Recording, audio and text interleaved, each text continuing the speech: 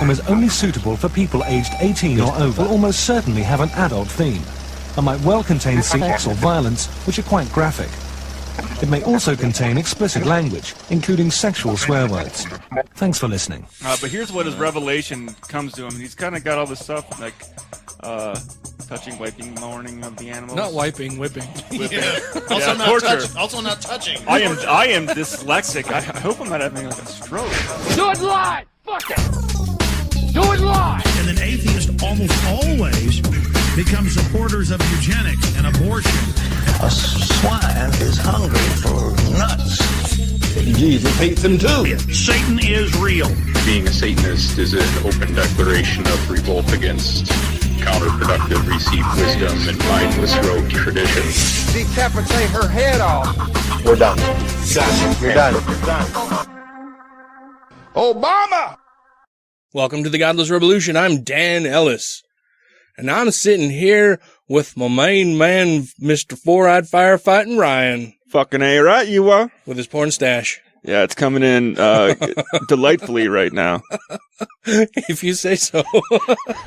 Hey, it takes time to get this thing looking pretty. I don't know why I decided to grow. Stash, man. It is. It's the maximum amount of facial hair I'm allowed to grow as a firefighter. A porn stash with the flavor saver, even. Yes.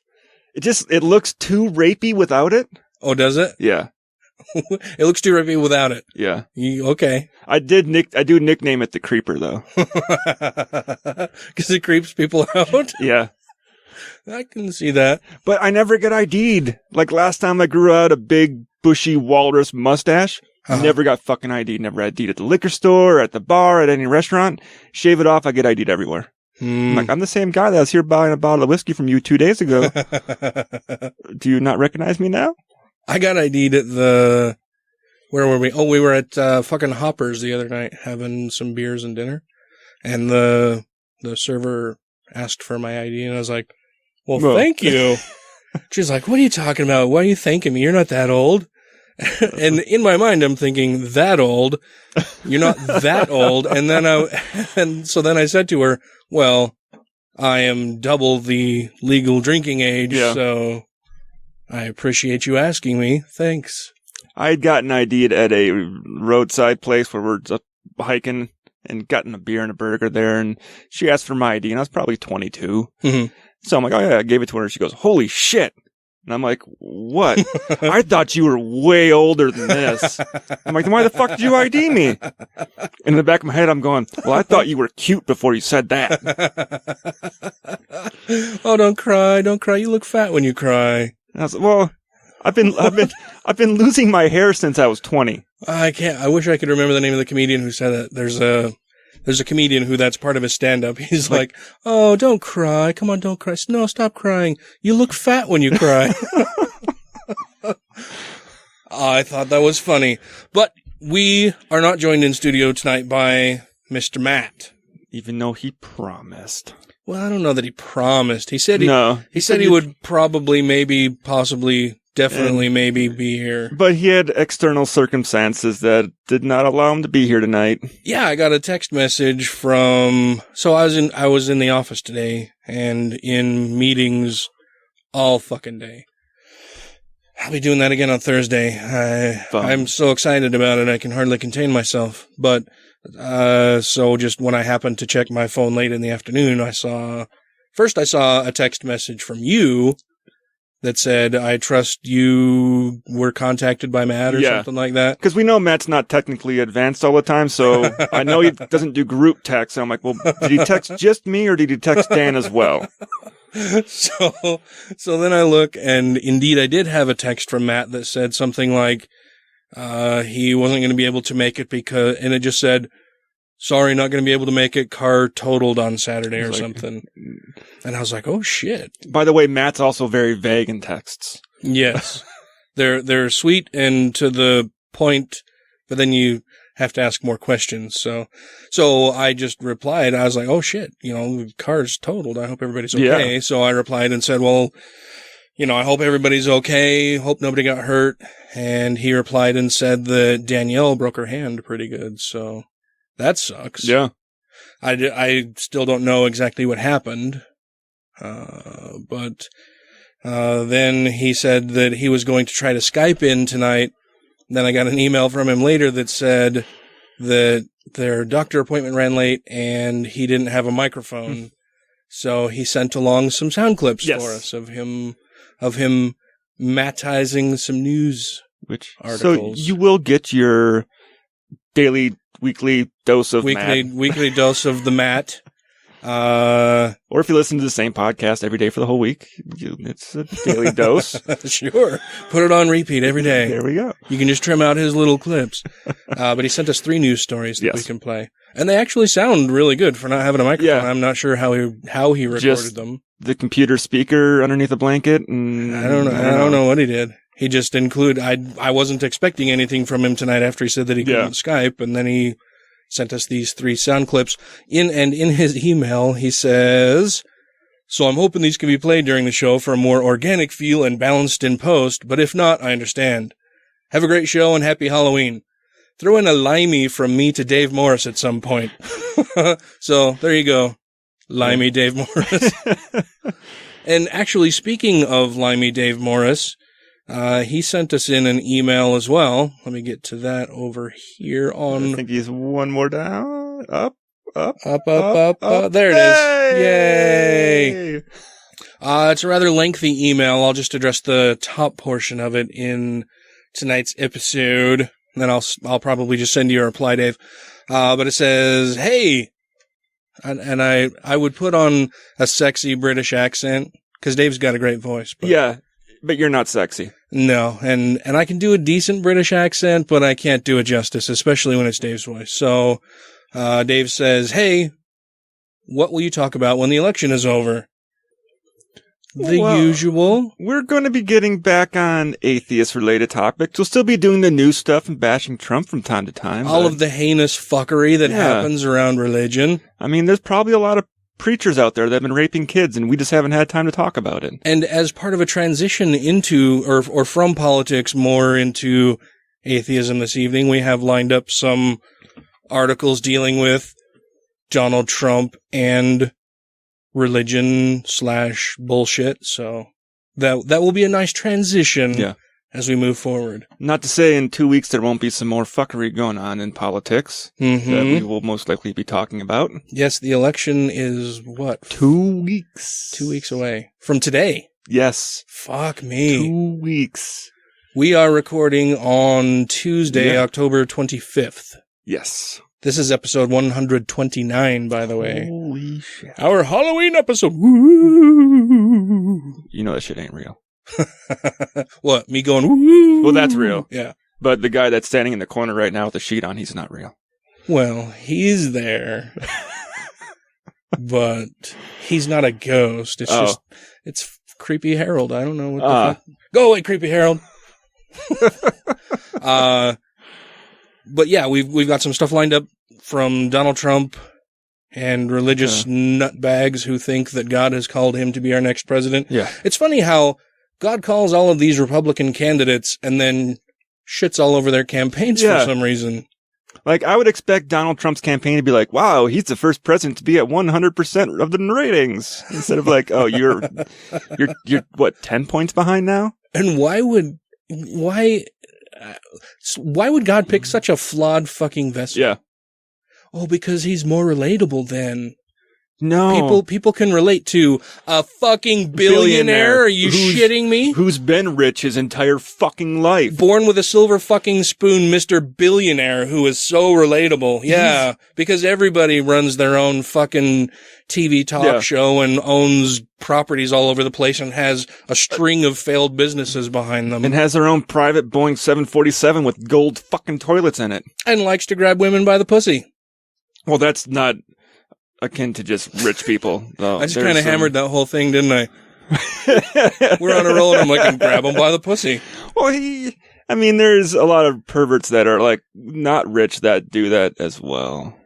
Well, I'm sure there are. Being rich allows you to grab the pussy and get away with it. Right.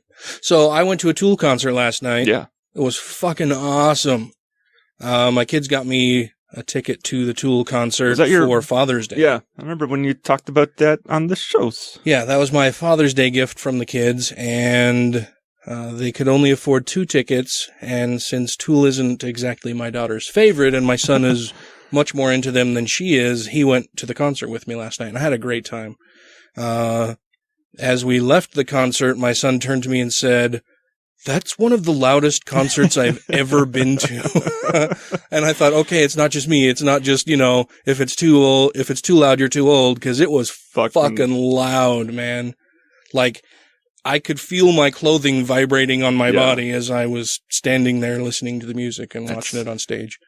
That's the way a rock concert should be. It was a great show. The lighting was awesome. The set was really cool. They had, videos projected up onto this giant screen that kind of wrapped around. One thing that I thought was kind of weird is that Maynard came out in like full police SWAT riot gear kind of outfit, which is like helmet and face shield and all. And he just stayed toward the back of the stage, like in the shadows the whole time. Like mainly all you saw was his silhouette as he was singing and moving around and stuff. Never once came to the center stage, never got under the spotlight. Maybe the actual reason why he was standing back so far is a roadie fucked up and he only had like a 5-foot long XLR cable and he had to stand really close to where he had to plug into. I guess that's a possibility. But you would think that they could swap that out for another cable or. Yeah, they ran out. It was, hot deal on them 20-footers. Everybody bought them. And they had some longer ones, but they just give way too much feedback and there's too much noise introduced in the line. So it's a weird latency with those. No, it was a great show. I had a fantastic fucking time, but it was just really weird how he just kind of stayed in the background. Yeah. So I wonder if, having the SWAT gear on like that was more of a political protest or some sort of statement he was trying to make with that. Yeah, I don't know. But, usually he doesn't try to make a statement with what he wears. It's usually trying to, I think he dresses the way he dresses and acts the way he acts on stage to get that reaction. Yeah, they're usually very eclectic outfits. Yeah. Accentuating his eccentricity. Yeah, but that's more of like an introverted type thing to do, like completely covered from head to toe and staying in the shadow. Yeah. Yeah, it was, and that's part of the lyrics of one of their songs is in the shadows. And, but it was just, I don't know, it was strange. And then they played a whole bunch of songs and then they took a 15-minute intermission. And so everybody, went and got beers and peed and whatever. They came back and I believe after the intermission, they only played one song and then ended the show. Wow. I thought, so during the 15 minutes, I thought, okay, well, he must be doing like a costume change and he's going to come out and he'll take center stage and be in something else or whatever. But no, he was still wearing the same thing and still stayed in the shadows. And then I think they played one song and don't they get, they were done. Intermission means like the halfway point? I would have guessed so. Or maybe it has to issue with, I've heard Utah has some strange rules with as far as concerts and the length they're allowed to play at night. Yeah. Yeah, they can't go very late. So they could have been on that 15-minute break and someone could have said, oh, by the way, you got time for one more song. Like, what? Like, we're only halfway through our set. I wouldn't be surprised by that. But honestly, when the intermission sign came on, I thought, like, in my head, I thought, God, this is going to be a long fucking concert. Like, they've been on stage for a long time already. Like, if this is the halfway point, I might have to just go because by then it was close to 11 and I'm thinking, I got to get up at 5 to drive to the office tomorrow. So it sounds about right because most concerts only go till about 11:30. Yeah. It was a long show, but it was a lot of fun. So they took an intermission for their encore. Mm-hmm. Yeah, it was strange. And then, so they did the song and then the drummer threw his drumsticks out into the audience and the guitarist started throwing out picks and stuff. And you're like, wait, you need that. And I thought, well, that's strange. Why are you doing that right now? It's like you're ending the show. And sure shit they were. Like, and they all came out and everybody's going crazy and clapping and everything and they're hugging each other. And I thought, well, surely they'll at least come out for an encore. And then like the lights came on. Yeah. And when the lights come on, you're like, they said they're done. Yeah. Well, and I saw them walking off behind the stage. Yeah. And I was like, oh, well, how long they're did really leaving. Did they play for at least an hour or? Oh, fuck yeah. An average concert like the headliner, like they play for a good hour and a half. That's a good show. Oh, it was at least an hour and a half. Yeah. Yeah. And they play for like 2 hours. It's like, holy fuck, these guys rock. Yeah. Yeah, I was getting tired by the end of the concert. And my ears were close to bleeding. It was so fucking loud. I've had a few concerts where I've left it and like the next day I'm like, I still hear it. Oh yeah, like, well, and as we're leaving the house, or just before we left the house, I thought, oh shit, we should get some hearing protection. No, then you just look old. And you never, that's something I never think about until it's like, oh, we're leaving right now. Yeah. I should have gotten some kind of hearing protection, and I didn't. So I'm sure I've lost some portion of my hearing. Some decibels are gone. Yeah. The high pitched ones, I'm sure. Cause it was loud as fuck, man. This is Matt Dillahunty, and you're listening to the Godless Rebelution. There is a tattoo I've been meaning to get for years, and I keep pussing out on it, and I do want to get it eventually, but I want to get a tattoo of Muhammad. You know, not just Muhammad, that'd be inflammatory. You know, I would put him on the back of a milk carton, right?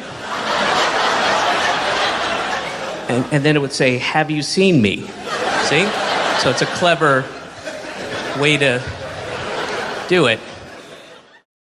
We've got some housekeeping to take care of. Last week we mentioned that we had an email from listener Jesse James. He heard us on that episode, actually, and sent us in a follow-up email as well. But his first email, let me get over to my notes here. His first email says, "Dear Godless Heathens, I have been listening to a few of your podcasts and plan on listening to them all, so forgive me if you have already broached the subject. As skeptics and logical thinkers, how do you deal with the misanthropy associated with not being an ignorant, fact-assuming, hate-spewing dipshit? I have found it's hard sometimes." He continues and says, "I have found that not assuming I know everything about everything and having to actually think about what I think about makes me very upset with the rest of humanity and their lack of intelligence. With this election and the impending holiday season, I feel the need to hibernate until January so I don't blow a fucking cerebral gasket. They all make my head hurt.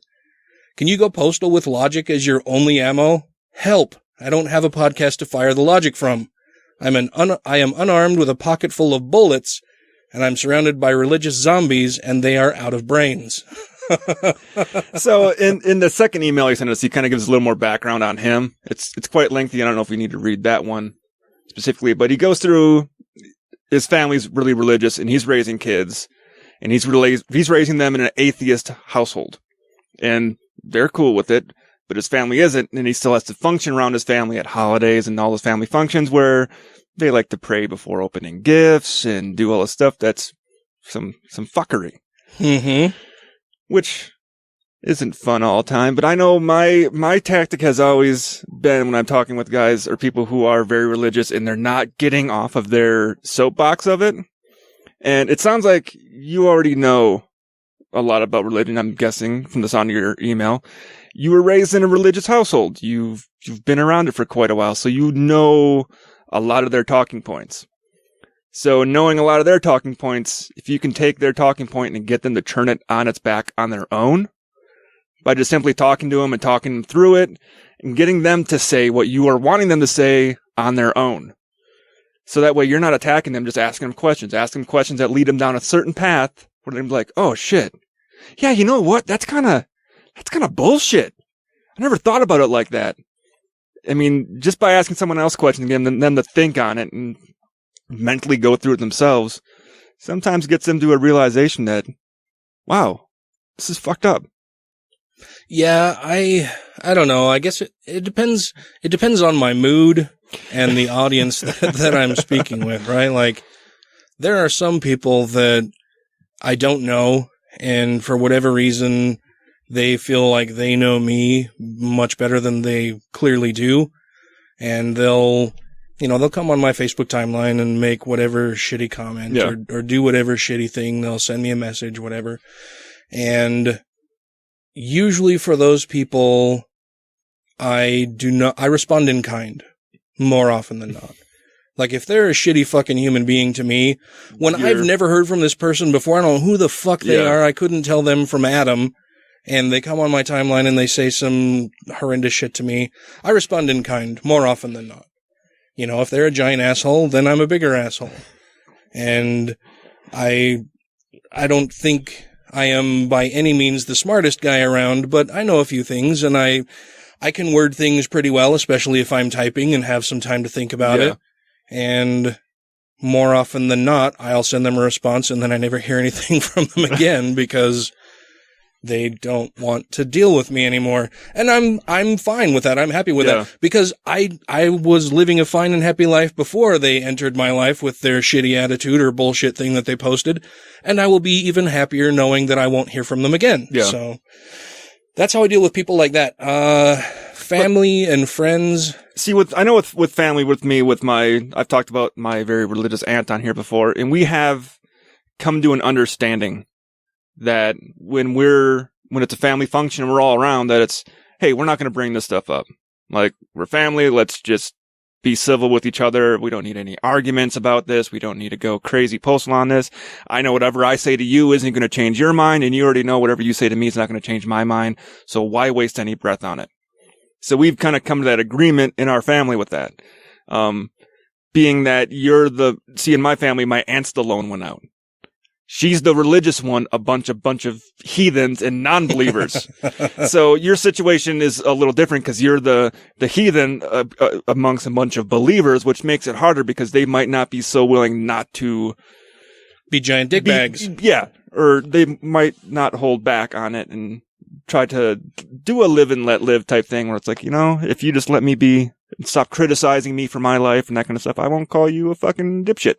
Yeah, and me with my family and friends,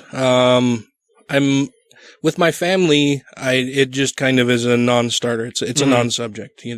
We've gotten to the point where they know my thoughts and feelings and views, and I know theirs, and I think a lot of the time they're terrified of even talking to me about it because they know that my response will more than likely be damaging to their faith, and so they don't ever bring it up.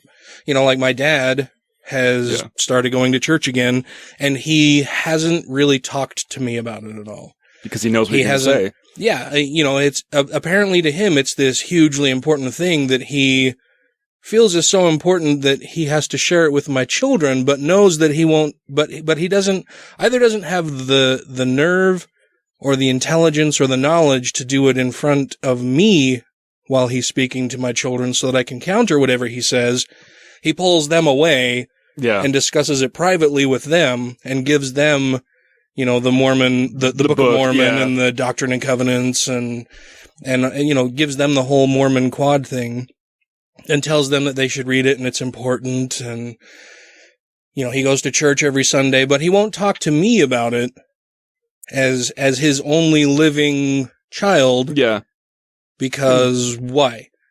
I mean, if it's that important and his faith is that true, he should have all of that on his side going for him, right? Mm-hmm. He should be fucking excited and ecstatic to share this truth with me. Yeah. He should know, he should have the understanding and the truth, the powerful truth of his church on his side. He shouldn't be afraid of any inquiries that I would make, any questions I could make, any criticisms that I would offer should all be easily shot down if he is a member of the one true religion and the one true faith, and that he knows all about it and can defend it, but he fucking can't, and so he doesn't. And he probably knows that his grandchildren aren't going to confront him on it, even though your kids are very intelligent, and I know your daughter has jumped on the bandwagon of following in your footsteps and being a activist and different stuff, but he probably knows, hey, Dan's going to confront me on this, but his kids won't. Gray and Lydia may not, but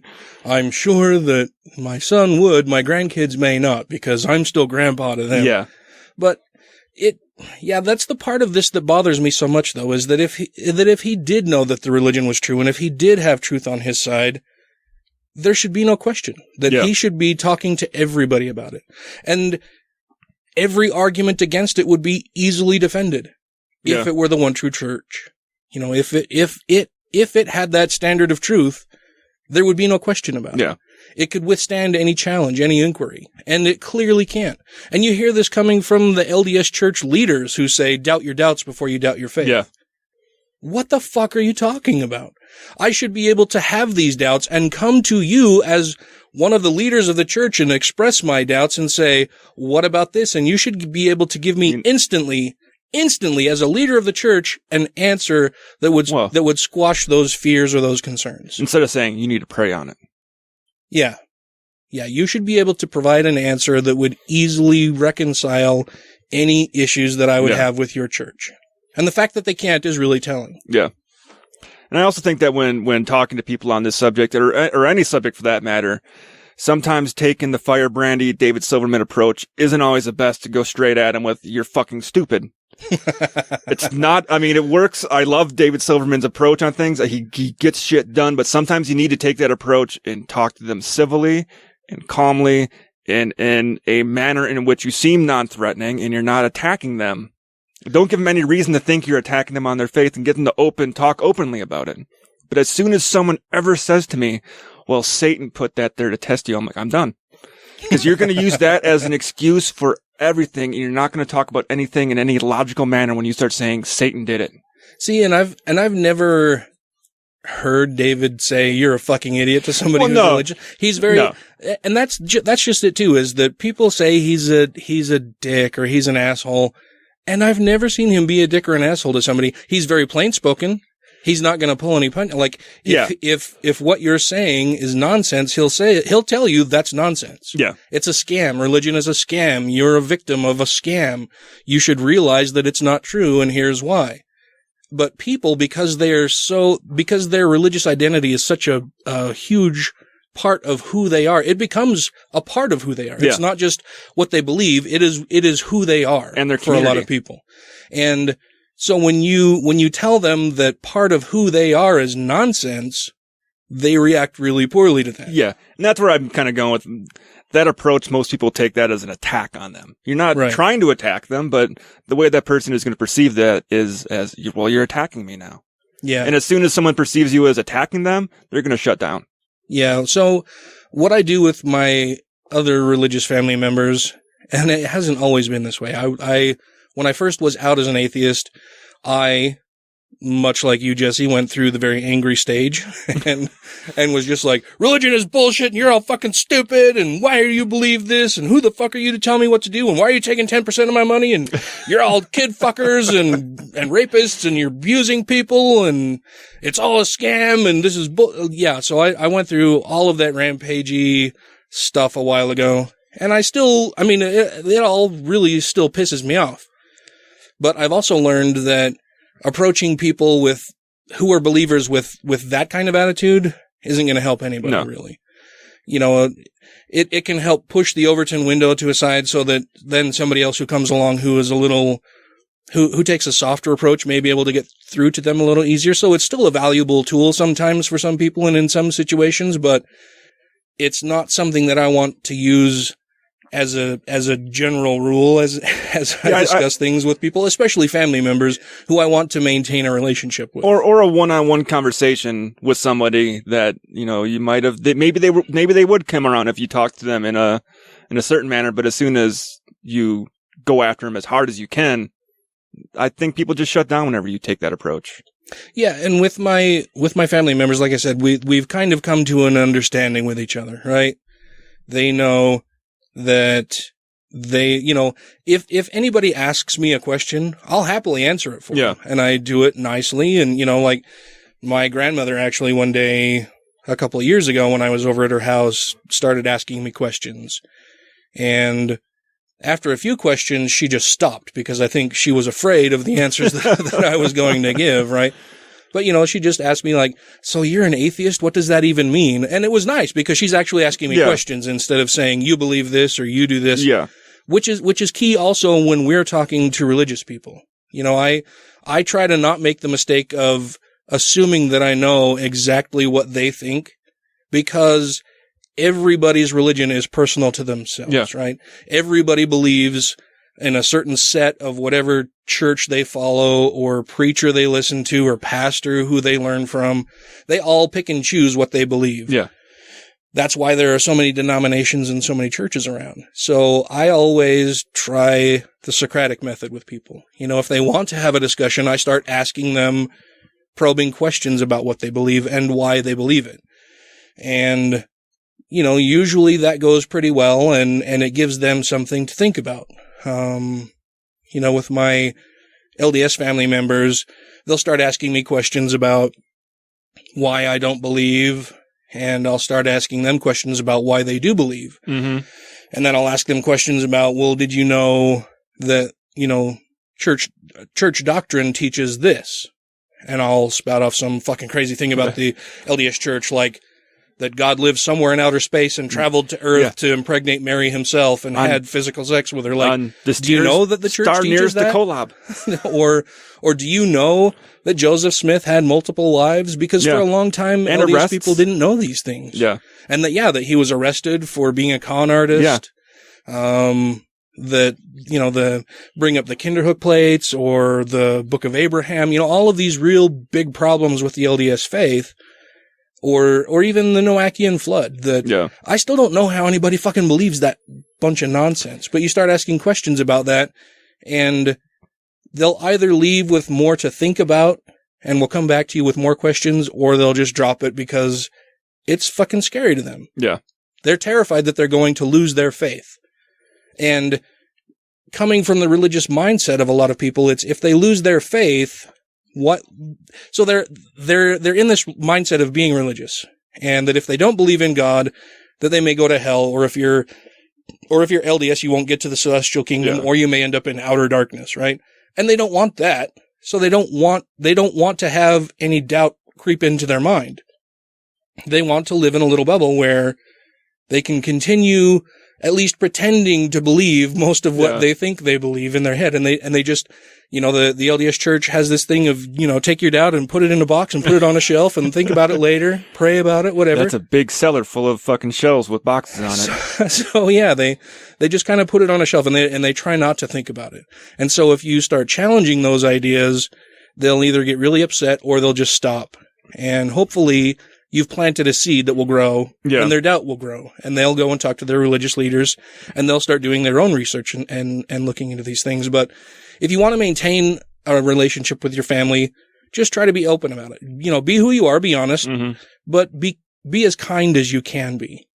You don't need to be an asshole unless you're responding in kind, which I said I do. So, and if they're just being assholes, try to be nice initially, but if it's just not working, then do what feels right for you. Do what makes you better or feel better as a person. Do what helps you get through the day, knowing that you have to deal with these people going forward. That if they're family members, they're always going to be family members, whether you choose to associate with them or not. They're always going to be somebody you're related to. So you'll have to weigh the pros and cons and decide if you want to maintain a relationship with them or not, and hopefully you can, and it will be something where you can at least be friendly, if not close. And if you can be civil, that's, prefer. A plus. Yeah. Well, and by remaining civil and keeping a dialogue going, it helps so that, maybe one day they will have doubts and they'll feel like they can come to you as a trusted source. Yeah. As somebody who will listen to their concerns and can give them information they may not have. So hopefully it will be a plus for everybody. Yeah. Hope that answers your question a little bit. And hopefully we didn't confuse you at all. I'm sure that was confusing as hell in some parts. Well, let us know. Yeah. And thanks for sending us the message, Jesse. Always happy to hear from fans of the show. So. And sometimes if it comes down to it and you just need to pull out your nuclear bomb, just take that deep breath, raise your hand and lift one finger and walk away. And yeah, that's tough. I've had several friends who've had really bad experiences with their family. They've later reconciled and things are going well, or they've tried and their family just repeatedly shits on them and they've just walked away. And that's, I've done that with, I don't know that I've done that with any family members. I have done it with a few friends where you just realize that, family is what you make it. Family are the people you choose to associate with. Those people are my family. The people that support me, that love me, that care about me, that I want to hang around and that don't drag me down, that I feel like I'm the best person I can be when I'm in their company. And they're not necessarily blood related. Right. Yeah. Most best friends aren't blood related. Although I have a good relationship with my family. I love my family. But then again, I come from a very lucky side of the tracks, I guess, with the religion part of it. I grew up in a very non-religious household, so you were fortunate. I was fortunate. But then I came to a state and was in the military with a lot of really religious fucking people. And I was like, holy fuck. I read about this in books. This exists. This is fucking frightening. Holy fuck. I gotta do something about this. We know the equations that the electrons that are responsible for chemistry obey. And there's no ambiguity in these equations. They could always be wrong. It is always possible to say, well, we just don't know what is going on. That's fine. But what we have is the evidence of every experiment ever done telling us that these equations are correct. To overcome that, we would need very, very strong evidence. Just one experiment telling us how the soul is pushing around the chemicals in our brain. But we don't have that. What else have we got? I think that was it for Newsies. Well, that was it for listener. Nothing listener, yeah. And I finally, just right before we started recording this, sorry, Dave Morris, we forgot to put your photo up there with your shirt, so I finally did it. We got it up there. Ryan posted it. Thank you, Ryan. I forgot earlier this week to do it, and I'm like, there it is. I saw it in the text. I'm like, I got to post that. And I've just been horribly busy. Work's crazy right now, and editing the show and Atheists of Utah board stuff. A lot of parties going on for Atheists of Utah. Yeah, and we had a trunk or treat event on Sunday and had right around a little over 1,000 people, I believe, showed up. Which is fucking awesome. We were not fucking expecting at all. Like past trunk or treat events we've had, I think the most we've had was maybe 40 people. Okay. And I shit you not, there were over 1,000 people. It was as if Noah opened the doors I panicked. on his boat. I had a moment of panic where I'm standing at the table with our Atheists of Utah logo on it and merchandise and a bowl of candy. Yeah. And we've got hot chocolate and spiced cider available for people. And I see people parking their vehicles and forming this giant line that just keeps getting bigger and bigger and bigger. And I start counting the people, and I'm going down and just making a rough guesstimate of the people. And standing in line, there are around 200 people, and I'm like, we need some kegs. Holy shit, we're going to run out of stuff. And there's just more people. They just keep arriving. And this is like as we start, and we're supposed to go for another 2 hours. And I did. I was like, oh my God, what are we going to do? And luckily Sarah was there, and she's just like, fuck it, I'll go to Costco. I'll buy every bit of candy they have. I'll go pick some shit up. She ended up making 3 trips to the store while we were there. So she left, she went to the store, she brought a bunch of candy back. Yep. By the time she got back, we unloaded the candy, and almost immediately it was clear we needed more. So she went to the store again, came back with more candy. By that time, the line had even gotten longer than the first 2 times that she went. She went for a 3rd time to go get candy, and Costco was closed. She had to go somewhere else. It was fucking nuts. We went through 15 150 count bags of candy. So, I mean, that's when you got to be like, wow, that's crazy, but look at how successful that was. Yeah, it was awesome. I still don't know where all of these people came from. And so typically with a trunk or treat event, people arrive in their vehicles and they have decorations that they'll put in their trunk, and they park their car, open the trunk, and they hand out candy. That's not what happened for the vast majority of the people who came to this. Like, they all just showed up with their kids in costume and a lot of the people in costume as well, and figured there were going to be trunks available that they would just get candy from. And luckily we had a lot of other people who did actually come and do that. So there were a lot of stops that they could make, but had everybody actually done that, holy shit. Those kids would have had garbage bags full of candy. Yeah, we would have had like 300 or 400 cars out there. Yeah. It was fucking unreal. I still am just kind of in shock about how many people showed up. Well, I was more in shock when I was talking, we're talking pre-show, the fact that, a bunch of those people that probably came, there probably were theists in the crowd. Oh, yeah, I'm sure there were. And there was no fighting. Nobody got mad. Nobody started yelling about, oh, you fucking atheists, and it was a nice, fun event for everyone, which is odd for an atheist event where theists show up. Yeah, I thought it was just awesome. And then I thought to myself, okay, great. So now we're going to have, all of these people, over 1,000 people come through. Clearly, we're going to have a bunch of people who are upset that this was an atheist thing. They may not have known it was an atheist thing. And so they're going to go to the Atheists of Utah Facebook page and just shit all over us. Not a single one, man.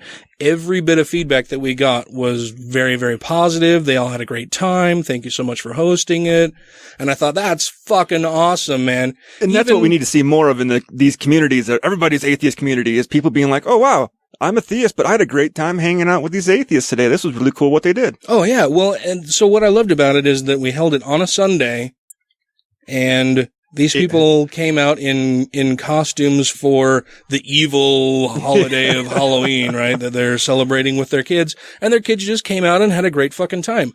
And now, not a single person who came through that line can ever say that they have never met an atheist, or that time that they did meet an atheist, the atheist was an asshole to them. Yeah. Or that they had a bad experience. Everybody left and was very happy and had a positive experience.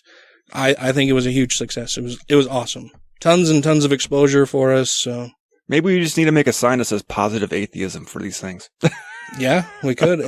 It was just, I still am just overwhelmed and in shock about it a little bit. It was a really good time. And then talking about dialogue with people, I mean, that's an awesome thing right there, just to have the opportunity to have dialogue with people being an atheist that come in that are theistic or maybe not non-religious, but don't really follow strictly to any religion, to be able to show up something like this and go, you know what? All these things I heard about these people, having horns and lizard tails and wanting to eat your children, like, I would have been afraid there was a cauldron there waiting to boil some kids. And there wasn't. They're just sucking us in. They're going to sacrifice all of us to their goat god. They were nice people and gave us all candy and hot chocolate and apple cider, and we're all talking very nice to us. Like, wow, this is not what I expected at all from atheists. Yeah, it was awesome. And in truth, a lot of the people who came looked like they may not have had a vehicle to even put candy in. Oh, okay. And, and they brought their kids and it was just, I don't know. I feel great about being able to provide something to a part of the community who probably needed that. Yeah. You know what I mean? And that they didn't have to go to a church to get it. Yeah. Oh, that reminds me of an idea I had yesterday. Taco Tuesday for the homeless. Taco Tuesday for the homeless. How do we do that? Well, Del Taco on Taco Tuesday. It's like 3 tacos for $1. Right. We just get some money together. We go there. We buy like 300 fucking tacos and just go start walking around handing them out. Give me all your tacos. The conversation started where I'm like, I wonder if we went to Del Taco on Taco Tuesday and ordered 300 tacos, if they would fill the order for you. I'm sure they would. And I was like, well, then after they fill the order, we just take those tacos and go walk around downtown and hand them out to all the homeless. Homeless people need a Taco Tuesday too. I think that sounds like a lot of fun. We should talk offline about that a little bit more. I think that'd be a lot of fun. That would be awesome. I would love to be passing out tacos on Taco Tuesday. And I don't think it breaks the city's laws on passing out food. Oh, yeah? Because the law is you can't make the food. Oh, right. I don't think there's a law about buying because you have food, to have a food handler's permit and all that kind of stuff. Yeah. I don't think the law pertains to you buying food from there's nothing against from you somewhere else. Yeah, there's nothing against you buying a bunch of bags at Burger King and handing them out. Because you didn't make it. You don't need a food handler's permit for any of that kind of stuff. You're taking food from a store, bagged, and just handing it out. Yeah. Well, let's talk about that a little bit more after the show, maybe. Please stand by. The Godless Revolution will continue in a moment.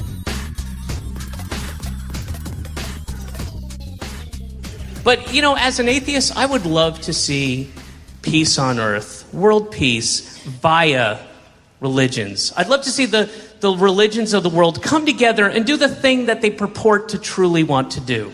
We keep hearing about it all the time, right around Christmas, Ramadan, Hanukkah. Oh, they want world peace. Well, make it happen. Jesus.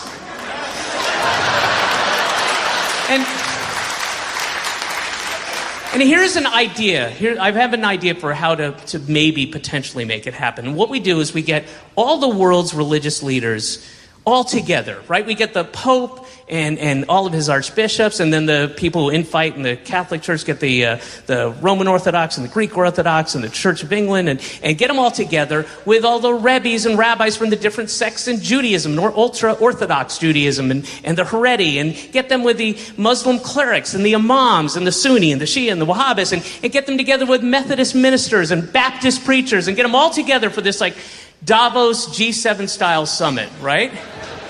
And put them all in the same room, and they can't leave for 5 days. They all have to be together, right? And we'll make it fun. We'll screen The Revenant at 8 o'clock, whatever. It'll be great. But they have to sit there for 5 days. They can't leave and all be with each other. And then maybe they can start to see each other as human beings. And maybe instead of focusing on their differences, they can focus on what makes them the same. Their shared values.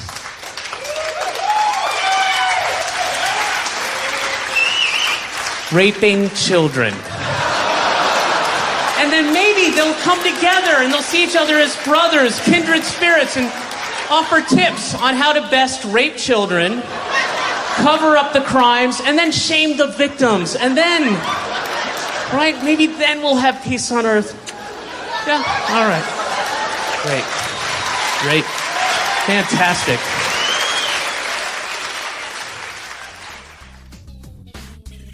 Rejoining the Godless Rebelution podcast now. Moving on. We have some things. We have scary things. Should we talk about it being that time of year? It's the spooky time of year. Wait, should we do Matt's things first? Let's do Matt's things first. Okay. Let's do Matt's things first because he sent them in and they sounded fun. So let me pull them up here. Well, I don't know. Maybe we should see what Matt's got to say about it. Well, I mean, we could ask him if he thinks we should do them tonight or not. Matt, do you think we should do your stuff right now, Matt? Yeah.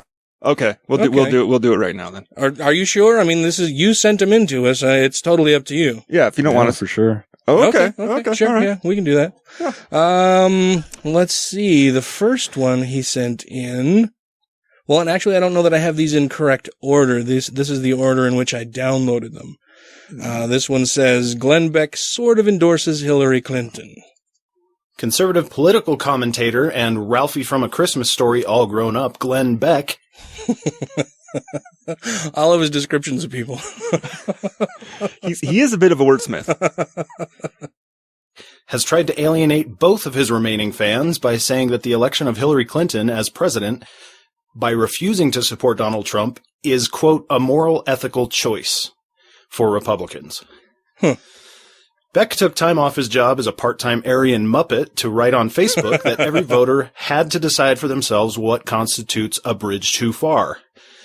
After the release of footage last week, in which Trump can be heard making lewd and sexually aggressive comments about women, which surprised no one, Beck said, quote, "It is not acceptable to ask a moral, dignified man to cast his vote to help elect an immoral man who is absent decency or dignity," close quote.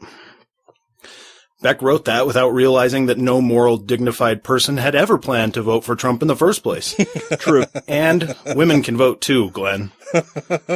He continued, quote, "If the consequence of standing against Trump and for principles is indeed the election of Hillary Clinton, so be it.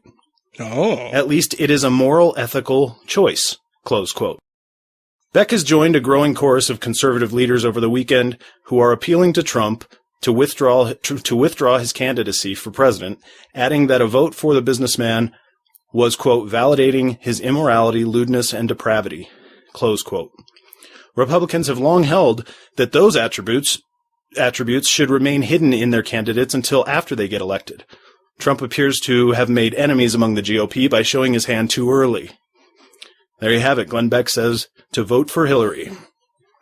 It would be the ethical choice anyway when compared to Donald Trump. Yeah, and in a little bit to, I don't know if it's saying to Glenn Beck's defense, He didn't outright say vote for Hillary. Yeah, well, and I think he even since came out and said, I haven't endorsed Clinton, but he says that Trump is the unethical one to vote for. Yeah. So he's basically saying vote for anyone else but Trump. That's the ethical thing to do. Mm-hmm. Now, knowing a little bit about the guy, he will never say he's voting for Hillary. He'll probably secretly be weeping in the ballot box, crying as he's having to mark that box with Hillary with his hand just shaking, like, I gotta do it. Yeah. So we've got 2 more from Matt. Which one should we do first? Well, speaking on those voters, there was a thing I saw the other day where they had a group of Trump supporters, and they're asking them all the questions, and they're asking, well, what were the good old days, or what time do you want to go back to? And this lady's response was, we need to take and go back to before homosexuals were allowed to get married and before abortion was around. Huh. Like, oh, that's what you want Trump in for. Well, okay. What about before women could vote? Is that okay? Should we go back to before then? She didn't say going back that far, because she probably still would like to be able to vote and be able to work a job without being. So she's fine limiting the rights of other people. Yes. But taking away options. She doesn't want to go back when men had full control of everything. True. Just as long as we can keep those darn homos out of things. Yeah. She might skip over the time when women could vote and go right back to when 6-year-olds were cleaning shell casings and stuff because we couldn't fit our big hands inside of them. Mm-hmm. Well, that was actually Hitler doing that. But we put little kids in tiny spaces to work on stuff because we couldn't fit an adult in them. Their little hands could get in there and reach stuff. Well, that was actually something. Hitler did do the shell casing things during World War II in the concentration camps. He had a pile of shell casings. Adults couldn't fit their hands in the shell casings, so that was a job for the kids. Why not? Well, yeah, I guess not. I mean, got to use them for something. Got to put them to work. Feed them and clothe them and put a house. Well, he didn't feed them or clothe them. Oh, okay. I mean, they gave them water with like a bean in it. I mean, I don't know how much food they got in them concentrations. Water with a bean in it. Oh, it's that soup, right? Yeah. So we got 2 more from Matt. Let's see. Which one should we read first, Matt? I'm very excited to read the one about pedophile math. Oh, I didn't see that. I didn't see that in the. Either did I. In the rotation. Maybe he forgot to send us the pedophile math one. I guess so. Oh, huh. Well, the next one I have is titled. Oh, go ahead. Yeah, I was gonna say it's entitled Catholics. Oh, maybe there's some math involved then. Could be. They got to be able to count the kids. The Archdiocese of New York has finally established the Independent Compensation Commission that will allow victims of sexual abuse by clergy to apply for monetary compensation from the church, even for abuse claims that are decades old. The church has always had it as a goal to use their power to get it for free, but they're showing that at least for now, they're willing to pay for sex if they have to. Some 200 sexual abuse victims have come forward to the Archdiocese over the years in cases involving 40 priests. To date, only about 30 of them have received compensation for penetration. Cardinal Sinner Timothy Dolan, the Archbishop of New York and CEO of Sex Toys for Tots, said he was inspired by Pope Francis, not the rape victims, mind you, informing the commission and hoped it would become a model for other archdioceses, saying, quote, "I wish I would have done this quite a while ago. I just finally thought, darn it, let's do it. I'm tired of putting it off." Close quote. For a professional at wishful thinking, Timothy Dolan seems to be uniquely poor at it. Because, of course, the correct answer is, if you're wishing to change the past, is that none of your creepy old Skexy priest raped kids in the first place. What is Skexy? I don't know. Is that a cross between sketchy and sexy? Skexy. I don't know. We'll have to. Yeah. I'm sure he'll let us know when he comes back. Or in an email when he listens to this. That's what you wish for. The announcement of the commission comes as some state lawmakers have been pressing to pass a law that would permit lawsuits by victims of abuse in which the statute of limitations is passed. Which is fucking bullshit. Yeah. They want to put a statute of limitations on raping children. That children they raped in specific. Yeah. The commission is the church's own answer intended to give abuse victims an additional measure of justice and closure. I'm personally not as quick to make the mistake of thinking a religion will part with its money out of kindness or duty. It's legal pressure in this case, and they're using that to twist it into making it appear magnanimous. And here comes the actual reason for the child hooker program. Any victim who agrees to compensation from the fund will sign a document foregoing the right to sue the archdiocese. Barbara Doris, the outreach director of SNAP, the survivors network of those abused by priests, viewed the establishment of the commission with justifiably deep skepticism, saying, quote, "It's too little too late. Cardinal Dolan's goal," she said, "is to forestall real legislative reform that would enable deeply wounded victims from using courts to reveal clergy wrongdoers," close quote. Yeah, they want to keep all that under wraps. And isn't that illegal? Under robes. Isn't what illegal? It's you're paying someone off and making them sign a thing saying you will never talk about this crime we committed. No, I mean, if it would be a contract that you enter with that person, I don't know that would be illegal. But I mean, making a legally binding. That's why I don't think it's legally binding to be able to sign a contract or force someone else to sign a contract saying you will not discuss the laws we've broken. It's like, well, no, what you did was illegal, so you're doing illegal acts kind of trumps this. I'm not an attorney. Non-disclosure agreement. I just don't know. I don't know. It's fucking sketchy as hell. Or skexy. The new Clergy Hush Money Commission will first contact victims already known to the church and ask them to apply for the bribes, or compensation. Beginning next year, the commission will also welcome victims who have not yet come forward to apply. Flip the papers. And reportedly work with law enforcement to investigate allegations against living clergy. I love that you can steal here and fucking shuffling papers. And it's for one line at the end. That's awesome. Sorry, Matt. We did find that funny. Oh, we love you, Matt. Thank you for sending those in. First of all, fuck truck. Hey, man, I said I liked you. Yeah, we were being nice. I mean, we had a few words in there we didn't understand. Come on now. Yeah. Ain't no need for name calling. We are being polite here. We have one last one from Matt. It's titled Ken Ham Sucks at Life. Making yet another appearance on the show, real-life Captain Caveman and part-time Amish facial hair model Ken Ham diverges from his usual making a mess of science and religion to step into Captain Caveman! I used to love that fucking cartoon when I was a kid, man. That was way before your time, I think. Woohoo gold. It was old when I was a kid, I think. Was it even in the colors? It did, yes, it was. Okay. Uh-huh. I liked it when I was young. Geopolitics by blaming black leaders for fueling racial tensions in America. In an opinion piece, which I assume is scrawled in crayon, the noted young Earth creationist asserts that there is only one race, and that we are all colored people, just various shades of brown. While still supporting his dingo hair neckbeard, Ham digs in further. Quote, "I urge President Obama, Al Sharpton, Jesse Jackson, and others to abandon the word race and use people groups instead. He wants to emphasize we are all one race, one blood, one family, and try to get away from any racist connotations." I want to give Ham some credit here. I do like Ham. I like Ham too. He must be drinking beer because you could hear the little background burp there. Because I think his end goal is a decent one, but attempting to start it off by pointing the finger at the definitely not others is a bad plan.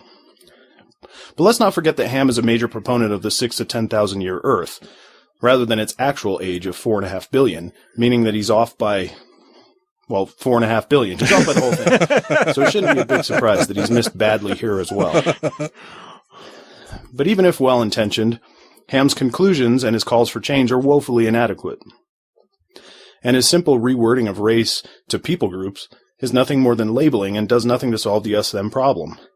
Well, exactly. I mean, you're still separating them into groups. You're just naming them something different. What the fuck difference does that make? Yeah. It doesn't make any fucking difference at all. You're still othering people. Yeah. They're still in an other group. That's stupid. And it's still denying the evolutionary chain in which has followed to get these groups. Yeah. It's like saying that the best way to improve the flavor of Big Macs is to keep the recipe, but call them double meat patties with cheesy buns instead. But interestingly, this is also biblically confounding. Some Christian theology says that black people belong to the groups of North Africans, including the Egyptians and Berbers, supposedly descending from one of the sons of Noah, and are called Hamites.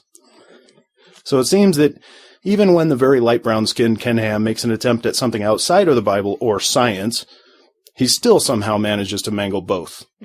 I get fucking, because I can't remember if I paid for, no, I did. I paid for the Ken Ham Bill Nye debate. Oh, so yeah. that I could download it. Yeah. And of course, ever since then, I get fucking emails from Answers in Genesis. And they're so fucking sketchy, or skexy, dude. They take these real science stories and put a biblical spin on them that is just complete bullshit. Fucking poisonous.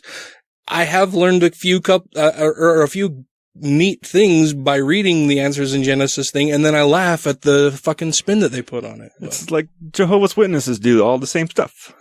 Yeah, it drives me up a wall when I get an email from them. I'm like, "Oh, that's a cool story," and then I'll read it, and I'm like, "God damn it! Why do you have to fuck it up with all of your God bullshit? Do you even science, bro?" No, they don't. They try to fucking spin it into their own narrative. That's a bunch of fucking hooey. I don't know what Matt's got to say about that, but he's probably got something in his repertoire of fucking with us.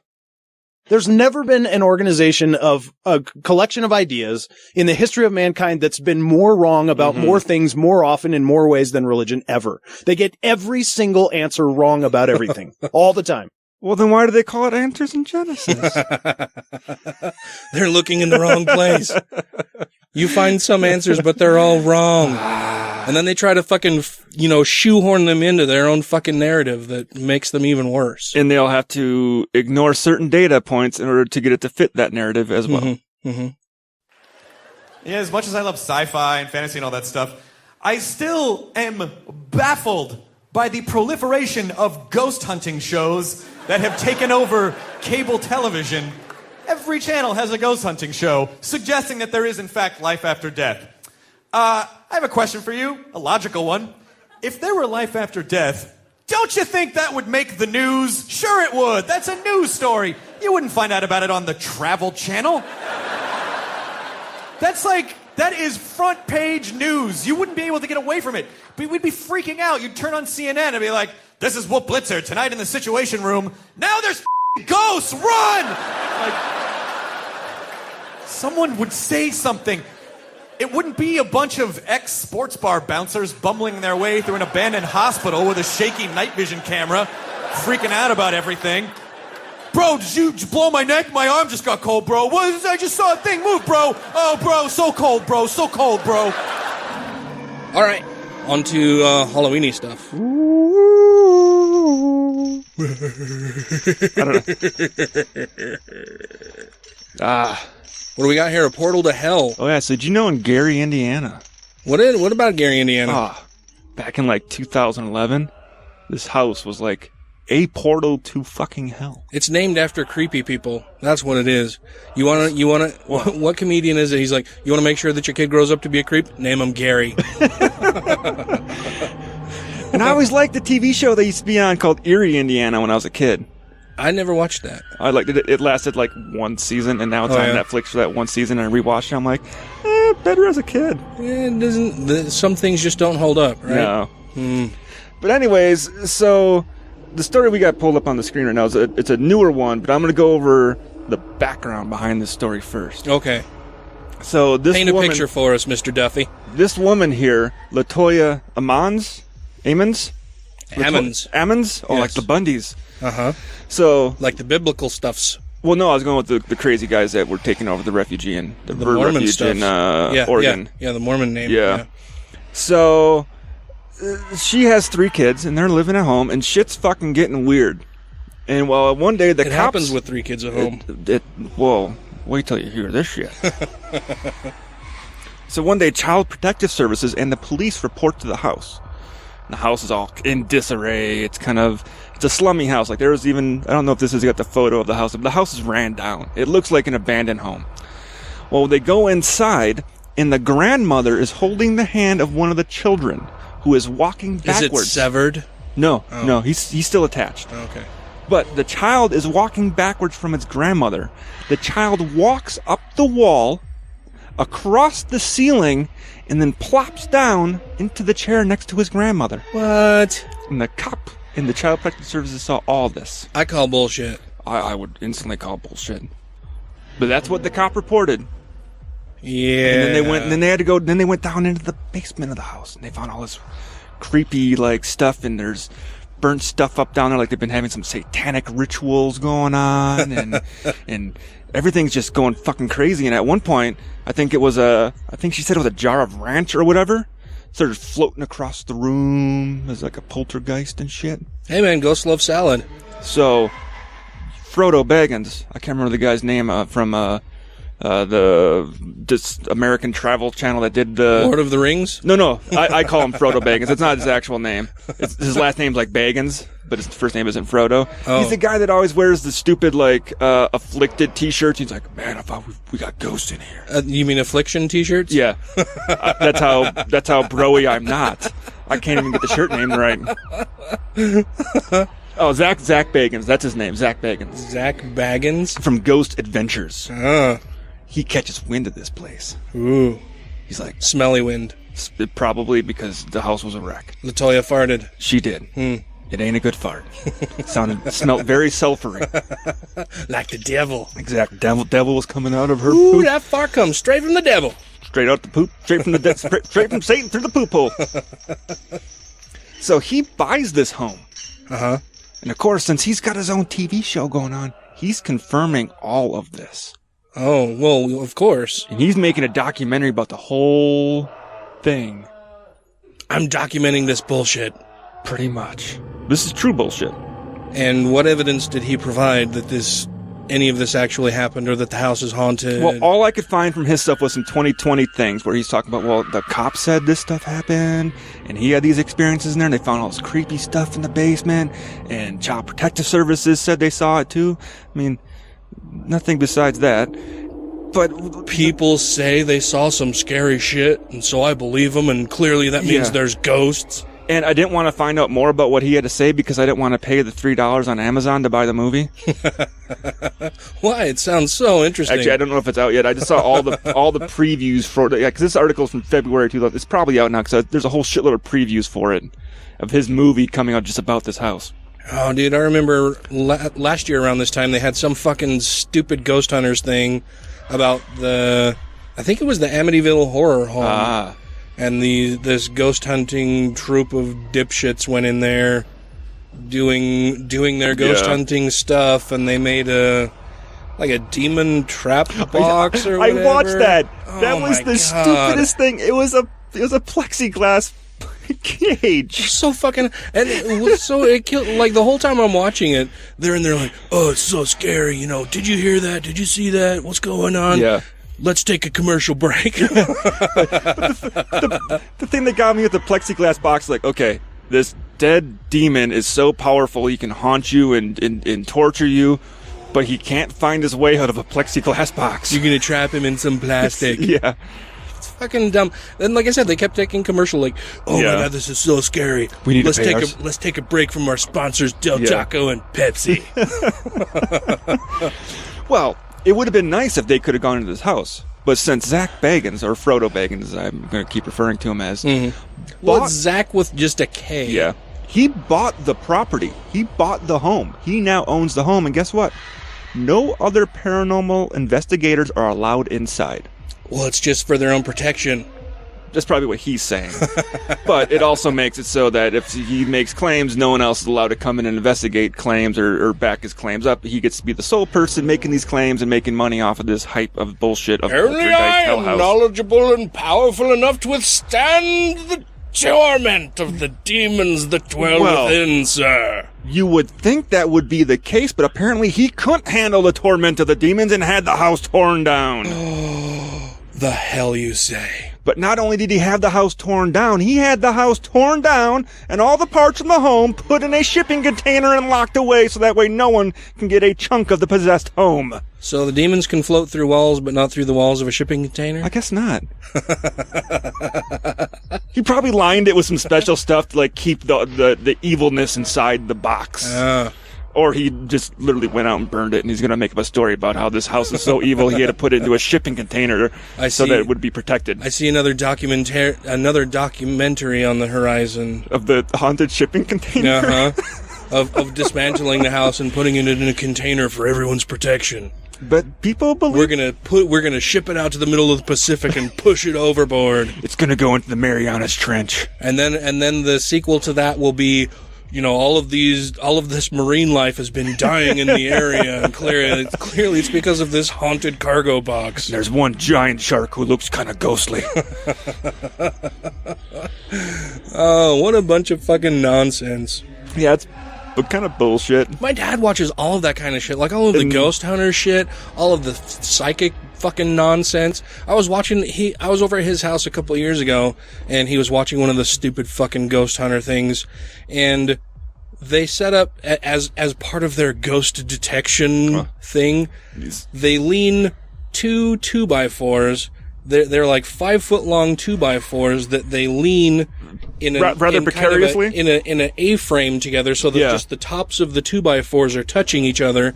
There's no support at the bases at all, and they lean them together so that they'll know when a ghost walks through. And lo and behold, these 2x4s with no fucking support at the bottom of them eventually tip over. And that was proof that there was a ghost there. So what you're saying is a ghost can walk through a wall, but not 2x4 standing on their own. You could have fucking breathed on these things and they would have fallen over, but that was their proof that there was a ghost there. I've had posters that have hung on a wall for like 5 years, and all of a sudden one day fall. And my dad, the credulous dipshit that he is, was like, "Oh my God, did you see that?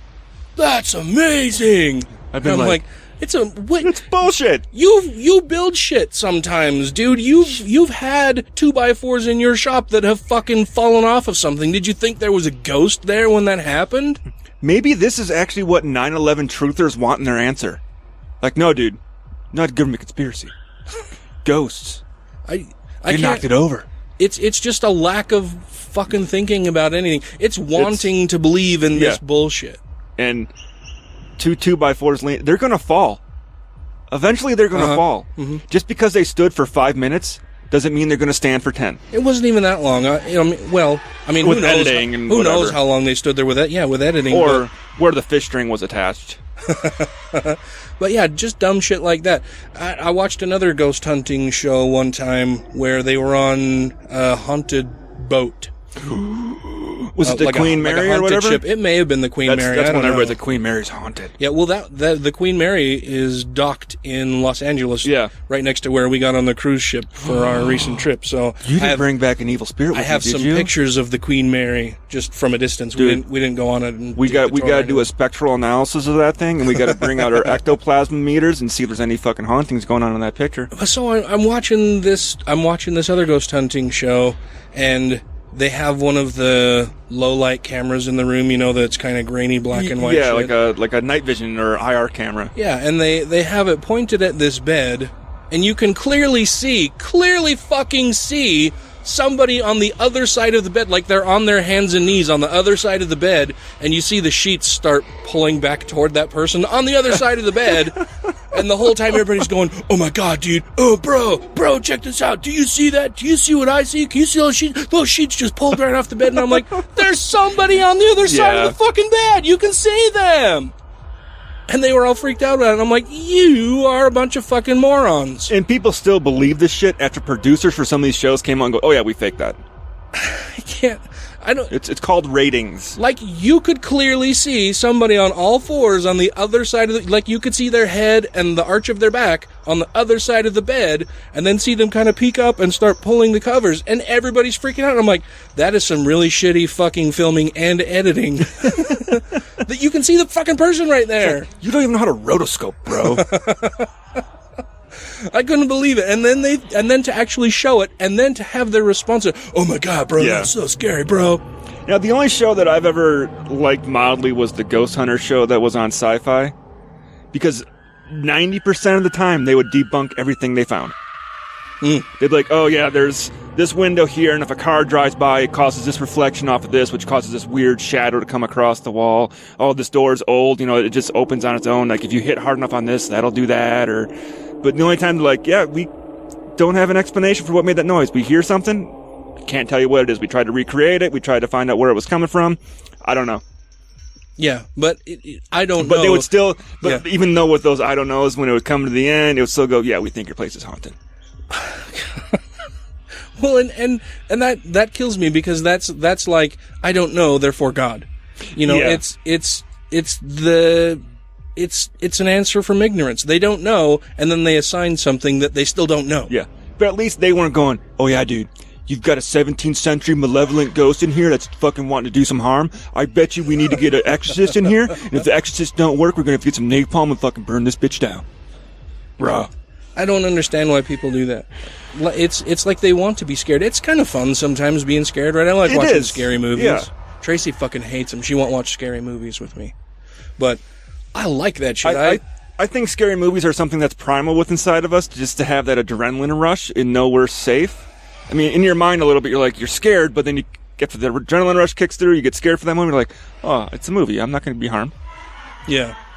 I like scary movies, but it's getting more and more difficult for me to find movies that actually frighten me.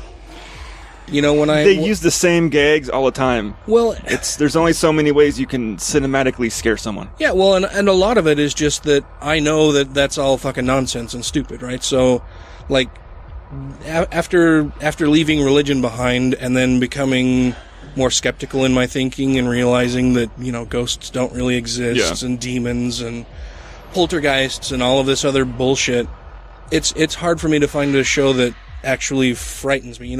I can watch a movie and be startled, when they have the jumping out scenes and the music gets loud and whatever. So I can be startled during a movie, sure. But to have a movie actually frighten me, well, I did have doesn't happen very often anymore. And usually it's just because the movies that actually scare me are the movies of scary people. Like people with mental disorders, like psychopaths. Because those people really exist. Yeah. People like that really exist, so those do frighten me. Like Christian Bale's character in American Psycho? I don't know that he was really scary. That was more just kind of disturbing. Twisted. See, the movie, now, there's another Christian Bale movie, which is, they scared the shit out of me in that one, and that was about the housing bubble when it crashed. That one frightened you? Yeah, it's like, holy fuck, it's gonna happen again. It's gonna fucking happen again. Fuck! What was that called? The Big Game or something like that? Not the Big Game, it was the Big, something like that. What was it called now? I can't think of the name of it. But it was the Big something. Yeah. It had to do with, a real estate term, I think. Yeah, I don't know. But see, that shit's scary. But yeah, so the movies that scare me are things like Last House on the Left. I love their podcast too. Or they have what?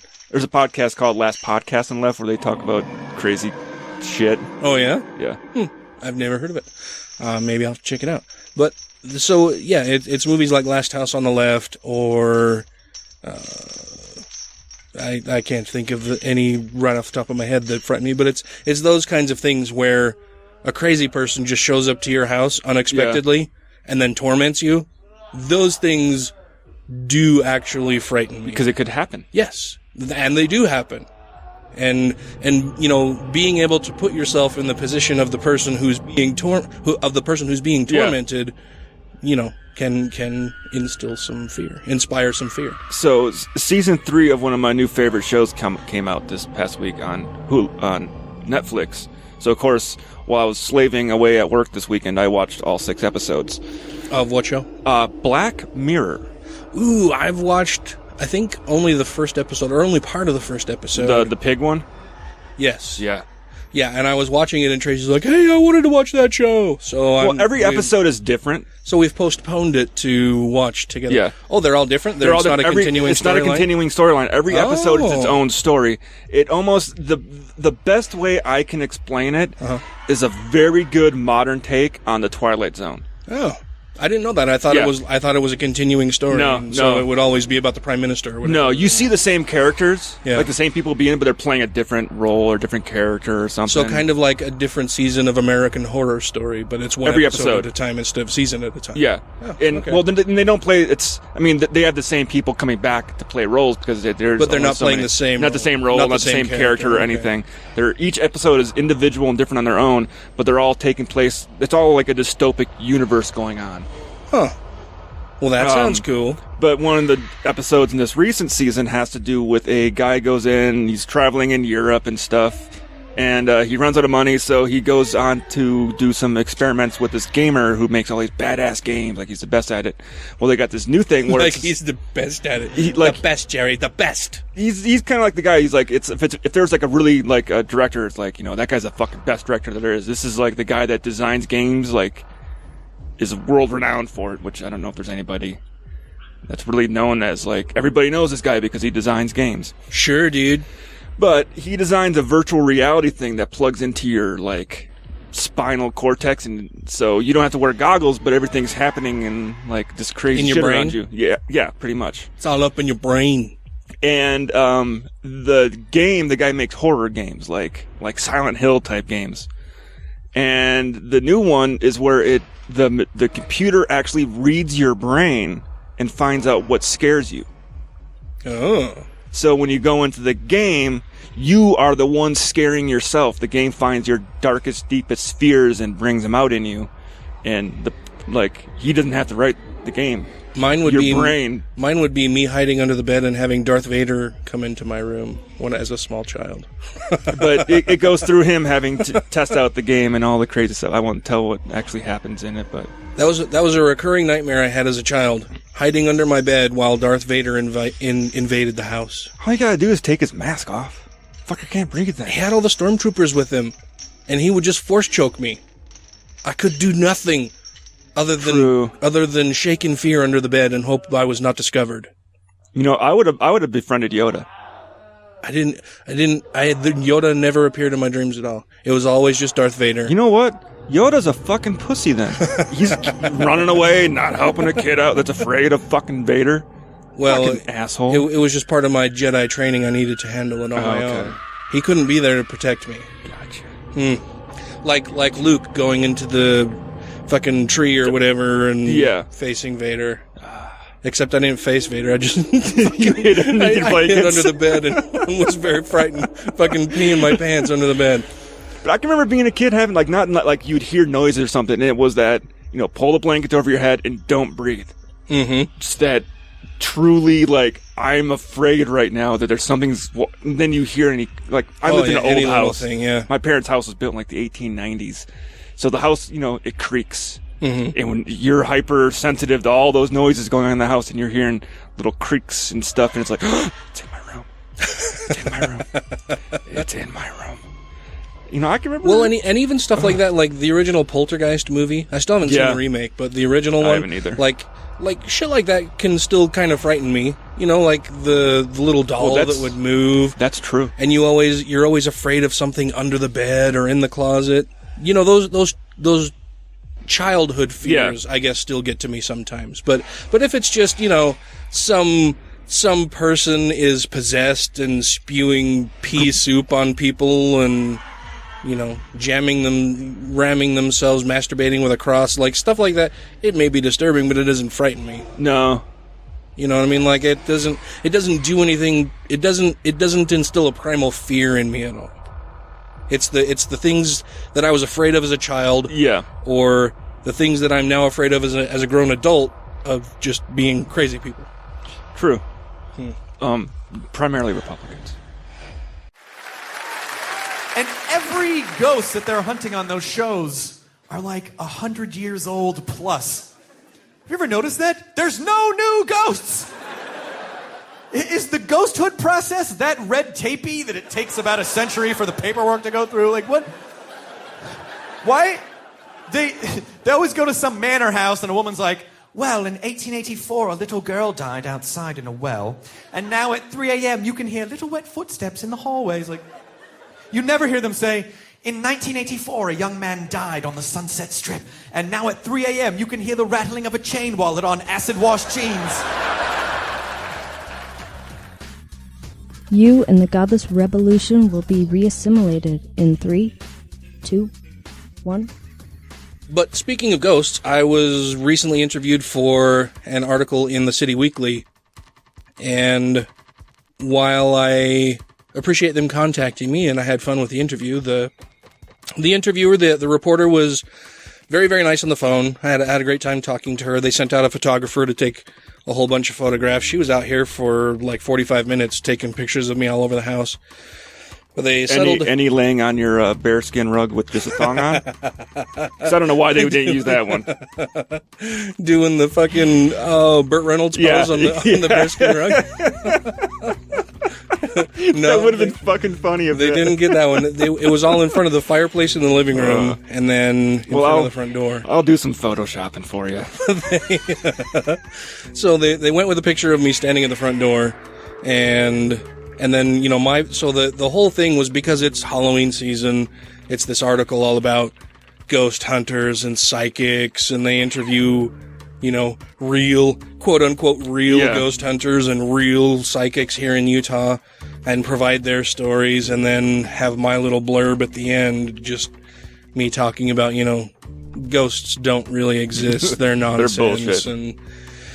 And asking some questions and stuff, and while I was on the phone, I had told the interviewer, or the reporter, that, a while back I had written a little note on Facebook that was 13 questions about ghosts, and just kind of read some of them to her, and she thought some of them were pretty good. They included a couple of them in the story, but in March last year, I made this post, and it's a bunch of stuff that I've always talked about or have mentioned several times before, but this note says, it's 13 questions about ghosts. I've made several comments and a few posts about ghosts over the years, and I figured it was about time I gather them all in one place so I can use them more easily as a resource whenever the topic of ghosts come up. Because even people in atheist groups and everything are like, so what do you guys think about ghosts and hauntings and stuff like that? Do you think that's really real? I think it might be. And I'm like, no, you're a credulous dope who hasn't really thought about it. And here are some good questions to have you ponder. So that says that the list below consists of 13 arbitrarily numbered questions, because 13 is spooky, accompanied by some follow-up questions to clarify the position or nature of the initial question. Please feel free to use this list whenever and wherever you would like. And I'll post a link to this on the Godless Rebelution Facebook page. But question number 1 says, why are ghosts never naked? Is every atom of the fabric they were wearing when they died also haunted?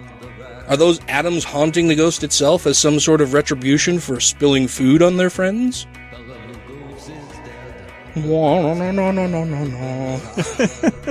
Really though, why are ghosts always wearing clothes? I mean, that's a good question, and not only why are they always wearing clothes, but why are they always old clothes? I mean, if your ghost is supposed to be your soul set free of its mortal coil, of its rotting meat bag carcass that is in the ground, why are you in clothes?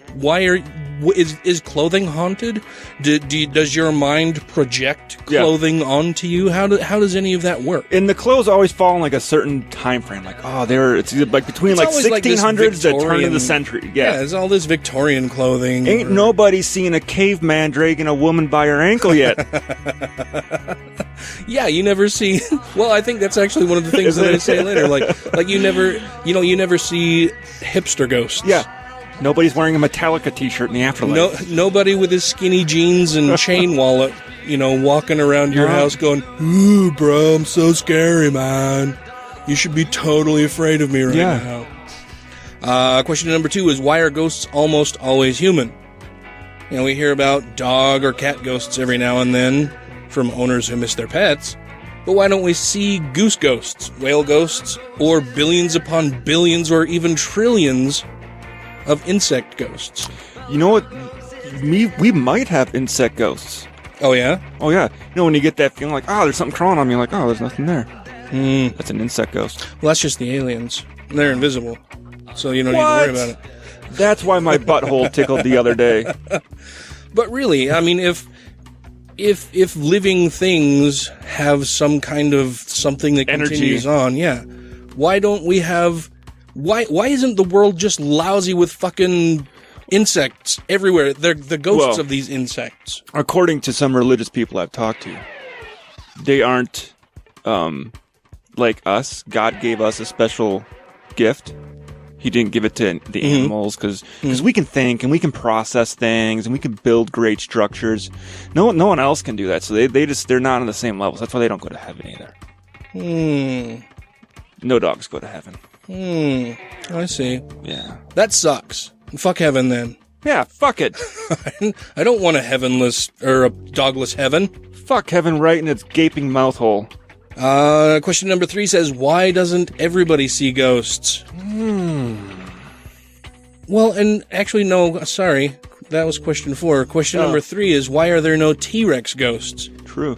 With the knowledge that 99% of all species which have ever inhabited the Earth are now extinct, why do we only see ghosts of extant species? Are ghosts banished forever if every member of their species also dies? Yeah.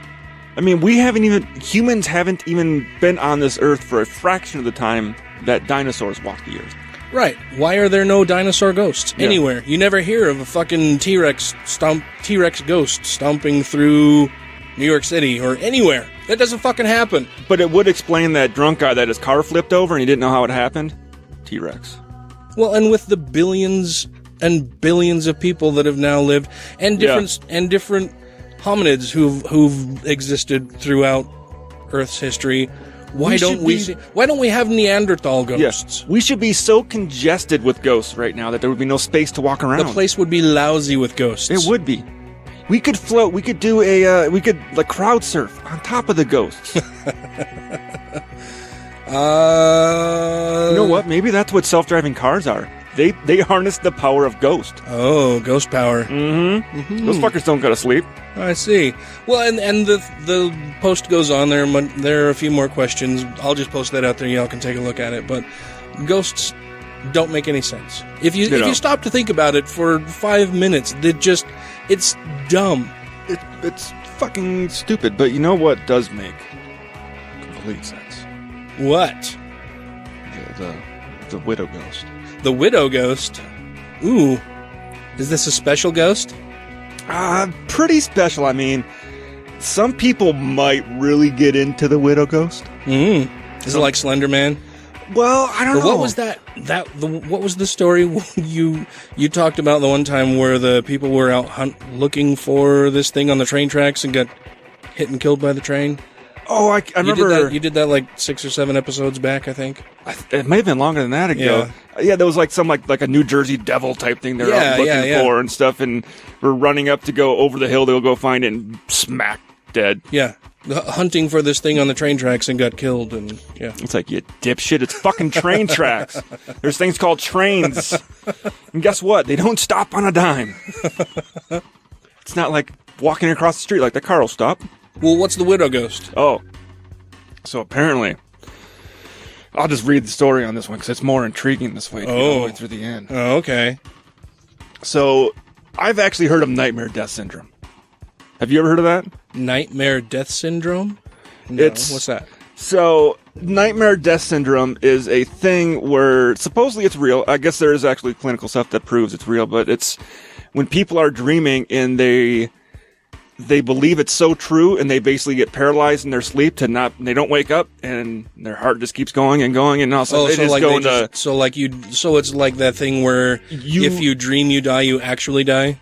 A little bit, but in the dream that, it's like it's so real to them in the dream, and they just go into cardiac arrest. I wonder about that, because anytime you have one of those dreams, right, like you fall off a hill, and it's like right before you hit the ground, you wake up like, yeah. Well, and you wake up with a start like, what if you had actually hit the ground? Would you actually die? No, this isn't necessarily like, they jumped off the building and they died in the dream. It's people who are having truly frightening nightmares. And to them physically, it seems so fucking real that their heart just keeps going and going and going and going and going until they basically go into cardiac arrest. Oh, wow. Just scared to death in their dream. Pretty much. And they don't wake up from, they can't wake themselves up from their dream. So separate from the whole point of being killed in your dream and then you die in real life. This is just, you die. You're so frightened you go into cardiac arrest. And you end up dying. Oh, wow. And this is the what now? This is that nightmare death syndrome. Okay. Which is apparently what these people thought they were having. And this has to do with the widow ghost? This has to do with the widow ghost. Okay. But the widow ghost is also kind of special. Because... She's special! Yeah. So, nightmare death syndrome is a phenomenon reported among certain men of Thailand who are apparently being killed in their sleep by a spirit known as widow ghosts. Is this unique to Thailand? This story here is unique to Thailand. Oh, okay. Of this specific nightmare death syndrome. There could be other things where this happens, but this one is unique. The widow ghost is unique to Thailand. Okay. Yes, yeah. So, there are said to be ghosts of particularly sexual women who have met a violent death. And now they're out to kill men and take their souls as husbands. Kill them and then take their souls as husbands. Yeah. So it's pretty much like really distraught porn stars. So polyandry? Ghostly polyandry? I don't know. I mean, do they only kill one? No, they kill many. But it's one woman. And then they're all so it's one ghost killing many men to take their soul as a husband? Yeah. So like posthumous ghost realm polyandry. But these people aren't consensual in the relationship. Oh. So if she does kill you and tries to claim your soul as her ghost husband, can you refuse? No, you're pretty much a sex slave. Huh. You're an afterlife sex slave. Huh. You're a ghost sex slave. Huh. Yeah, it's not going to be fun. I mean, she could be a very demanding ghost. Oh. So a widespread panic over the widow ghost broke out in the northeast Thailand in 1990. Since the ghost only attacked men, some young Thai fellows took to wearing lipstick and nail polish in bed in order to trick the spirits into thinking they were actually women. Yet the main strategy for warding off ghosts was penises hung around the neck or in close proximity to sleeping men. What? So they left out the word in the article there, wooden penises. Okay. So I'm guessing they're thinking that if they hang a phallic object around them, that they make themselves. I mean, these are. It's not just morning wood; it's anytime wood. It's anytime wood. That the ghost will be like, nah, I don't want some warm dick right now. I'm gonna grab your piece of wood hanging around your neck made of real wood and just masturbate. I would say it'd be dangerous to hang it around your neck then, because you could be strangled to death. True, she could get pretty violent with that. Huh. Or she would want to sit on your face. I mean, it's not like garlic. It's not warding her off. Like, you want her to use that instead, right? So I would say don't hang it around your neck. That's just asking for more problems. That's what I'm guessing. Because that's the only reason I could see to want to ward off a ghost with a penis around your neck. It's not a crucifix or garlic warding off a vampire. Yeah. Like, you want them to use it, so don't wear it on you, dummy. No.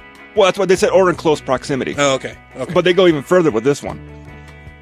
Most were carved from wood. Some more crude than others. Some artistic types added testicles made of coconuts. Those are some big fucking testicles. Yeah, oh, yeah. Well, they also added pubic hair made from fishing nets. The residents of Banthong Nong Oak, I fucked that up horribly probably, but I'm going to fuck up any name in that country, were very proud of their giant communal phallus, which was almost 3 meters long and had a red tip. Oh. Red rocket. Red rocket! One couple crafted an entire scarecrow with the relevant appendages and hung a sign around. You mean a giant dick? Well, giant wooden dick. Well, I'm guessing it was a scarecrow with a lifelike dick on it. Uh-huh. And they hung a sign around its neck that read, Widow Ghost Hunter. In one village, there were rumors that the ghost had finally acquired enough husbands, and the spirits were going to start seeking out female companions as well. So, see, those men were like, okay, woman, we were having fun, we were having a lot of ghost sex, but now you got 50 men, and you get wore out quick. We need some more women in here so we can all have a ghost orgy. So, if the men hang out giant wooden dicks, what do the women do to ward off these spirits? I mean, you can't just have a free-floating vagina for this. Some of those men might get scared. They might be wearing strap-ons. Like, you can't scissor a giant vagina, right? Well, no, but these men are probably the ghosts of these men that are feeling lonely because the ghost that took them is now leaving them on the side. Oh, so it's the ghost men that are coming back for women? That's the way I interpreted it. I thought that it was that the ghosts... Well, it says the ghosts had finally acquired enough husbands. And the spirits were going to start seeking out female companions as well. Well, I'm just guessing since there's men with the group now, that maybe the ghost widow would send the men in to do the bidding to find the women. I don't know. That's strange. It's strange because it's still bullshit. Well, I guess it explains... No, it doesn't explain. Never mind. If you can explain anything in this, please tell me. But, like all good stories, this one has a proper explanation of the ghost attacks. But it caused hundreds of deaths over the years, and autopsies actually revealed that these men had died to poor nutrition. Many lived on a diet of nothing but sweet rice, which led to overproduction of insulin and a bunch of nutrition deficits, combined with stress, and awful diets were enough to kill these men in their sleep. Huh. So they didn't... So maybe not even cardiac arrest, just... they died. Everyone dies of cardiac arrest.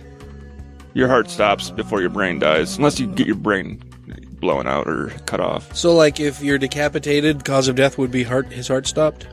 That would be decapitation. But even after your heart stops beating, you still have brain activity. For how long? I think it's dependent. A lot of things are different. Like they've had people that have been in really cold water that have had their heart stop for about 30 minutes that they've been able to bring back because the circulatory system has slowed down to a point. All right, but like, so I've heard in the past, and this is one of the things that I'm asking you because it's one of those things that you hear when you're younger, right? Like stuff that you hear other people say that you just go, oh, that's interesting, and you just kind of file it away and you never really question it. This is one of those skeptical things that now I'm thinking, I should look into this more. So when I was younger, I would hear stories like, oh yeah, you know, when people were decapitated, like at a guillotine, they would hold up their head and show the head to everybody, and the eyes would move, and you know, the person who was recently decapitated still had cognitive function for X amount of time. I think the figure I heard before was 15 to 30 seconds or something like that. I would believe there would be something there, but maybe for a very short period of time, a lot less than that, because your brain needs just long enough to be able to look back at your body and go, oh fuck. Well, because your brain needs oxygenated blood. Right. The more if you can keep oxygenated blood going to the brain, it'll keep working. But if you you can hold your breath for quite a while. Yes. So you could, in theory, I guess, have... But your heart is still pumping, and there's still oxygenated blood being pumping around in your body, even though you're not breathing. But when you get your head chopped off, you don't have that oxygenated blood flowing around anymore. You're slicing two major arteries, and your head will dump that blood really quick. Right. But that doesn't have much to do with electrical flow in your brain, right? Well, that's what keeps your brain alive. Yes. We'll have to do some research on that.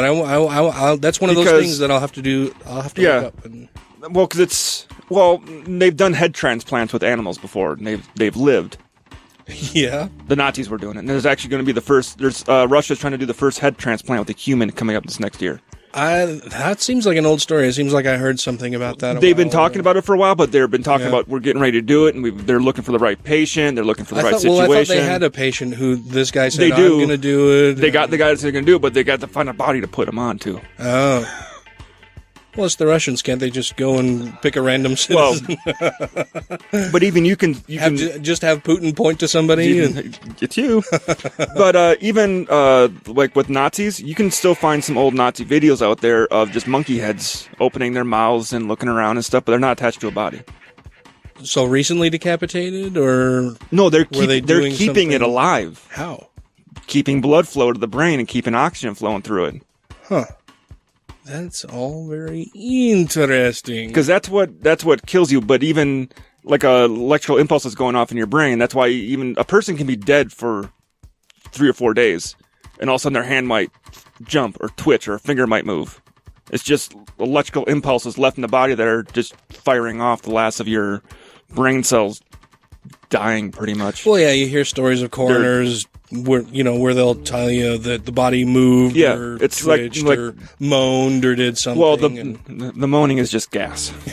Well, to be honest, that's all it is. Your body's decomposing and gas is going to build up on the inside, and it's got to find a way out. Yeah. It's got two ways out: your mouth or your ass. Yeah. Which is why they shove butt plugs in them.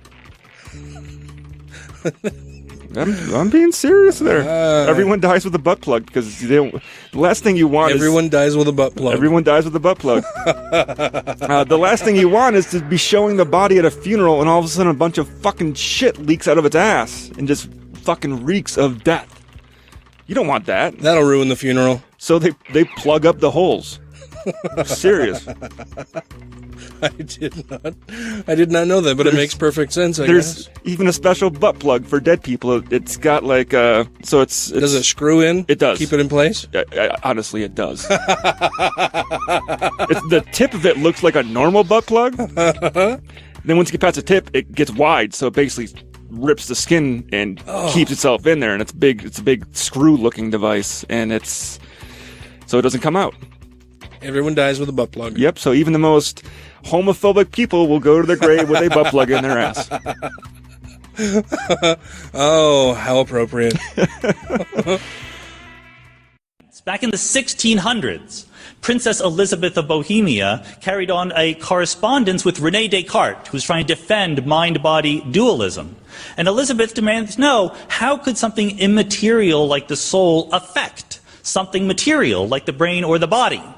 Descartes was never able to answer that question, and these days, science has gone way beyond that. We know a lot more about what is happening. We can literally see memories being formed. We can see the chemical changes in neurons. So the soul is supposed to also have memories. How do the memories get from the neurons to the soul? We know that brains often have false memories in them. Does the soul in the afterlife carry those false memories, or are they somehow corrected after death?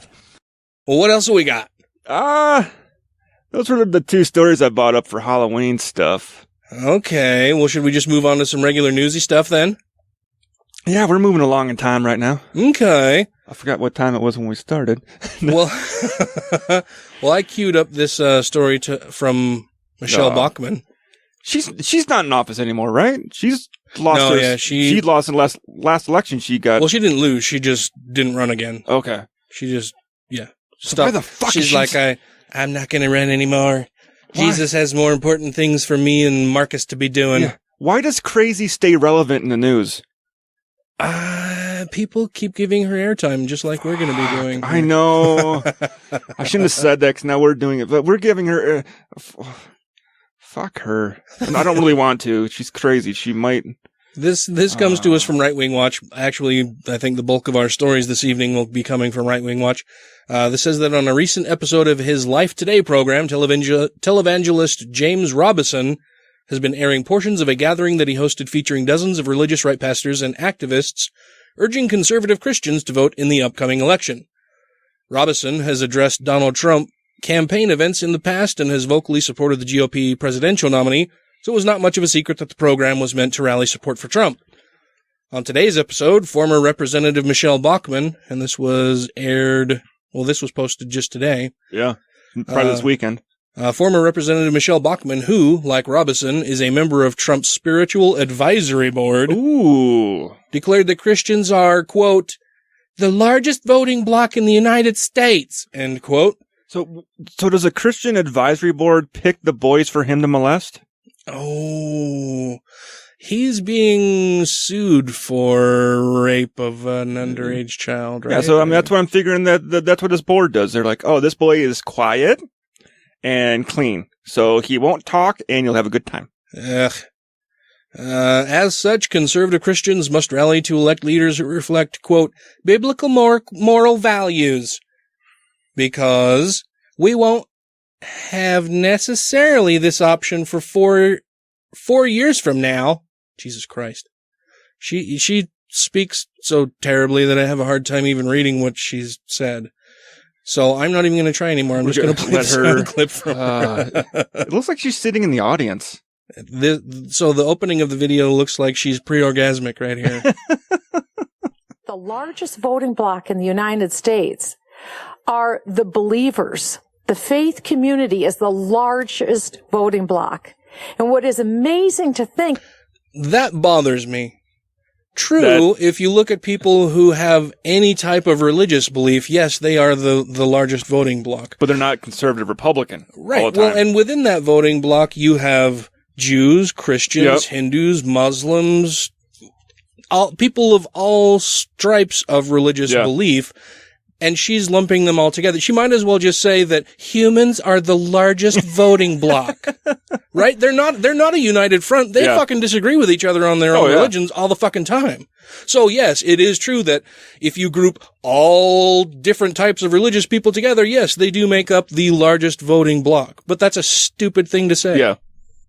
Is that the choice is in our hands. We get to make the decision about whether or not we will have leadership. We're unlike other nations in that we get to choose who our leaders will be. And will those leaders... Does she think that no other nation votes for their leaders? Well, is she that fucking stupid? Well, some don't. In some nations, it's a requirement that you vote. Some it's a requirement, some you don't get to vote, but the way she's speaking, you would think that the United States is the only nation on the face of the fucking planet that has democratically elected leaders. I honestly believe some of these people believe that the United States is the only free country where we get to vote and have a democratic system. I honestly believe some of these people think that. I wouldn't put it past Michelle Bachmann that that's what she thinks. Reflect the values, the biblical moral values that we know are true. That's right, all you Muslims. You need to represent the biblical moral values. Or will we choose to allow truth to be poured out in the street? What? Pour out truth in the street? Well, everyone should be allowed to have the truth. So if we pour it out in the street, it's there for everyone. Oh, right. She's just sharing. Yeah. Sharing is caring. Yeah. Because there's a certainty that will follow. Either one of these choices, a certainty will follow. And that's they will be why president? That's just more fucking nonsense. She's just saying something that is true for anything. Well, I think... A certainty will follow. Well, no fucking shit, dumbass. I think the certainty she's trying to allude to is one will be evil, and one will be less evil. She's a turd. think that's what we need to remember. It is urgent. We won't have necessarily this option 4 years from now, 8 years from now, 12 years from now, but we have an opportunity right now. No. And I know that I'm dedicated right now. There's no tomorrow. Every single day until the day of the election to speak truth anywhere that I can speak truth, and also to share from one who was on the front line in Washington, D.C., the urgency of what's at stake. So we've got to get our act together fast and in a way that's going to glorify a holy God. And that's what we need to remember. Jeremiah taught of the temple. He was a bullfrog, right? Yes. Okay. That the law of the temple is absolute holiness. Absolute holiness. Oh my. That's what as believers is Jesus in Jesus Christ that we have to remember. Jesus it is Jesus a holy Christ. God that we obey. Well, maybe you should get some new clothes. When we obey him, we receive his blessing in our land. And let's embrace that now. I cannot believe. Either can I. I refuse to believe. Same here. And here I thought he was a believer. That God is real. I know. Would give birth to this nation. Well, it's kind of a big thing to come out of the vagina. I don't believe that either. No. I think you bumped up my volume. I'm all of a sudden very loud. Oh, did I? Maybe. As you're hitting the mute button. Oh, that's a little better. Okay. Warmer. Okay. Yes. To see the devil destroy it. I refuse to believe that, and I will not believe that. I will stand against that. I will pray against that, and I will work against that with every fiber of my being as long as I'm on this planet. Well, keep doing that because it does absolutely jack shit. Yeah, great job so far, dummy. I believe with all my heart. There's no way I can complete a sentence without stopping. You could beat me within an inch. You can tell he started saying something. He's like, fuck, I forgot where I was going with this. Quick, make up something. Make up something. It's like, well, I learned in my seminary school, my seminary school, that I can only say 3 sentences or 3 words at a time. Then I got to pause to make dramatic pauses between everything so people believe me more. In my Skexy school. You could beat me within an inch of my life and I wouldn't change it. What about a half an inch? I believe we're seeing the rebirth of this nation. Yeah, it's getting pretty bloody out there. Every fiber of my being. I pray to God and I hold to my faith and lean not to my own understanding. You don't have an understanding of anything. Yeah, because you don't understand it? Is that why? I'm guessing that's why. Own understanding that this is going to be a quick recovery and that we're right on the doorstep of the greatest rebirth this place has ever known. Wait, he's thinking from what? Well, if he's a evangelical Christian, and if he's waiting for a rebirth and it's going to be a quick recovery, it's like, what, do you think we're going to have a quick recovery for your fucking apocalypse to come here and kill everyone? Well, yeah, what the fuck is he talking about? A quick recovery and rebirth from what? I guess the damage that Trump has wrought on our country thus far? From abortion and gay marriage? If it's one night, or if it's for the rest of my life, I'll not change. Oh, we know that. I refuse to believe anything else. We know that. I teach my children and my grandchildren and my great-grandchildren. They will not dare say anything else in my presence. Praise God. Well, you're a fucking dick. Yeah, I'm going to scare the shit out of my children and grandchildren and great-grandchildren so they won't say anything contrary to what I teach them.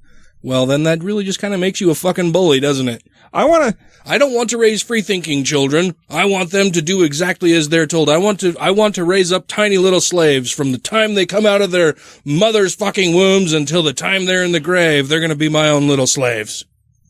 We should find where he lives and go to his house and like knock on his door and like, hey, sir, Jesus came to me last night and he told me that I get to rebirth the nation. I flushed down the toilet this morning by accident. I'm sorry.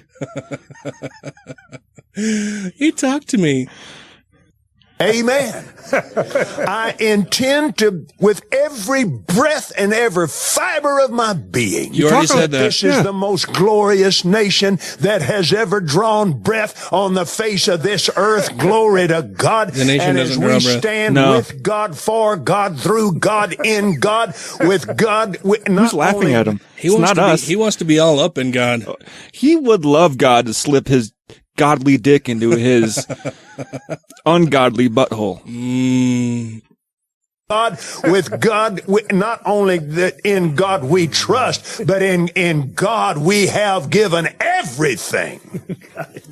I will not believe that we'll bow our knee at the most important place in history's history.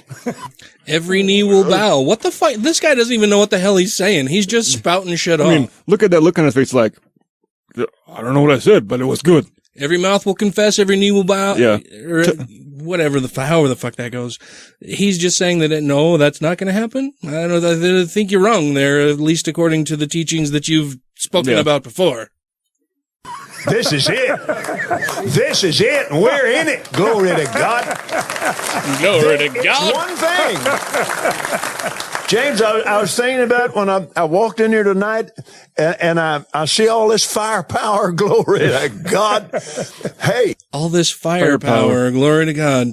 He's shooting duds. He's out of his mind. Oh, yeah.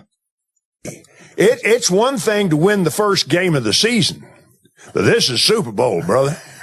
And we're going to take it, and we're going to take it hard. That could be, we need to take that audio from that clip right there and have some fun with it. I'm going to chop this up. This is going to be awesome. I mean, he's talking about getting on his knees, taking it hard, every fiber of his being. Oh, that could be... There could be some. And we're going to gold. take it strong with overwhelming faith and spiritual force. I believe it with every fiber of my existence. Existence. Amen. Jesus. You know, when we talk about things that scare us, these that people, guy, yeah. People like that, because they're given a platform to speak on, and people believe them and trust these people and think, yep, that what that guy said is right. Yeah, that scares me. Well, no, they're just so deluded, and he confesses that nothing would ever change his mind. Exactly. That's why I love the thing, like you're talking earlier about the Ken Ham. If nothing will ever change your mind, why bother interacting with people? I like learning things. Apparently he doesn't. No.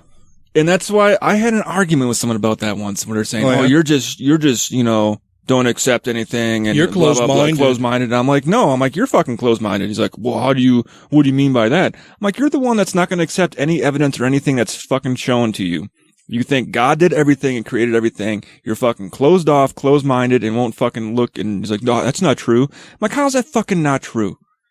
If your explanation is God did everything, you're fucking closed-minded.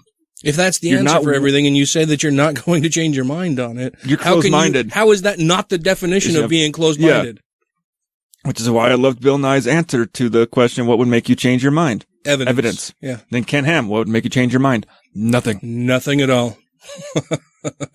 See, we have a book. Yeah. That's a bunch of horseshit. We have another one. This is Wayne Allyn Root. I don't even know how this guy can... Yeah, people are fucking coming out of the woodworks and using the most fucked up way to defend Trump. What bothers me are all of these religious sycophants who are coming out in defense of Trump as if Trump has ever really expressed any religious belief prior to running for president. No. He doesn't know what the fuck he's talking about with religion most of the time. Anything misquoting that he Bible these days, misquoting or misnaming or mislabeling Bible passages when he goes to quote them. And he has to have this spiritual advisory board because he has no soul himself. He's a soulless fucking twat. Anyway, this comes to us also from Right Wing Watch.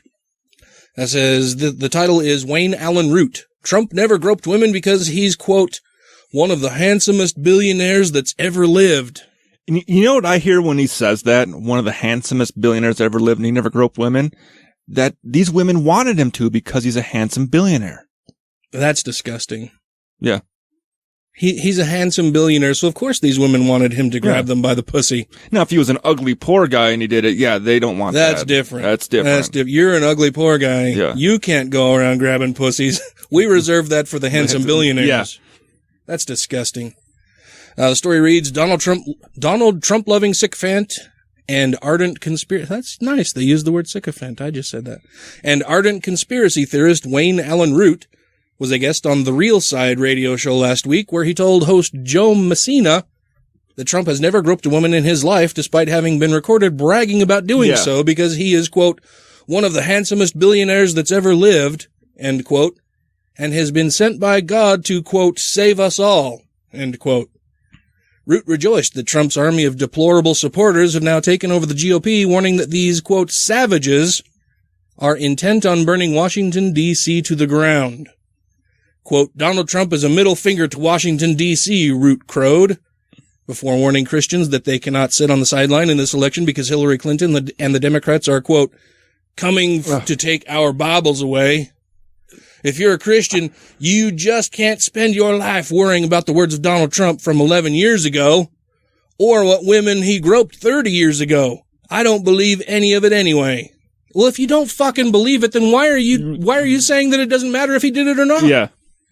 I believe Donald Trump is one of the handsomest billionaires that's ever lived. Sounds like somebody wants a high hard one from the Donald himself. And has a skewed version of what's handsome. I don't think he ever had to grope a single woman. I think they threw themselves at him, so it's all a lie. That is the most sexist fucking thing that I've read all week long. And I hear from a lot of really stupid people. The man isn't a perfect Christian, Root admitted. He's not even a Christian. But he is, quote, the perfect guy sent from God and from Central Casting. What? To be the vicious guy we needed to save America, save capitalism, fight the Clinton crime cartel, and save Christianity from these vicious, vicious people. They're terrible, dirty people, and the nice guy could have never won this war. Only a dirty player could win the war, so I think Donald's the perfect guy, sent by God to fill the perfect role and save us all. So God sent a dirty player who gropes women to save everybody. Yeah. God has some fucked up plans. And I didn't know God had a central casting agency either. No, this is news to me as well. Yeah. Let's hear it straight from the Roots mouth. This ought to be good. If you're a Christian, you just can't spend your life worrying about the words of Donald Trump from 11 years ago and 30 years ago, or what women he groped 30 years ago. I don't believe any of it anyway. I believe Donald Trump was one of the handsomest billionaires that's ever lived. If you're a Christian, you can't worry about those things. No. What the fuck is he talking about? Well, obviously they don't worry about it when their own people are doing a lot of it. Shouldn't Christians who purportedly want to do what's right and good and moral, aren't they the ones who should be most concerned about these things? Especially when they claim the highest of moral ground. I don't think he ever had to grope a single woman ever. I think they threw themselves at him. So it's all a lie. They all are, they're... And the guy in the background is fucking laughing. Yeah. Giggling. Oh, yeah, these women, I'm sure that they just ran at Donald Trump pussy first. They put down their aprons and got out of that kitchen and left the baby behind and just went to go fuck them. Either Democrats right now, and they just want to see Trump lose, or they're looking for a payday, they're looking for money and a National Enquirer $100,000 payoff, or they really had sex with Donald Trump, and now they want to claim it was not consensual because they think there's a payday, or they're liberal and they want to beat him. Oh, sure, the radio host says. Oh, sure, Joe Messina says. Right, so it's all nonsense. All that matters is the man isn't a perfect Christian, I can tell you that much. The man is what I think. He's a perfect guy sent from God. He's not a perfect Christian, but he's a perfect guy sent from God. Okay. I'm sensing some logical problems there. Yeah. From central casting to be the vicious guy we needed to save America, save capitalism, fight the Clinton crime cartel, and save Christianity from these vicious, vicious people. They're terrible, dirty people, and a nice guy could have never won this war. Only a dirty player could win the war. So I think Donald's the perfect guy sent by God to fill the perfect role and save us all. That's fucking horrific. Save us from what? From these vicious, vicious, dirty people. Referring to the women that are claiming Donald Trump groped them. Donald Trump isn't the vicious, vicious, dirty person who groped these women. These women are the vicious, vicious, dirty people.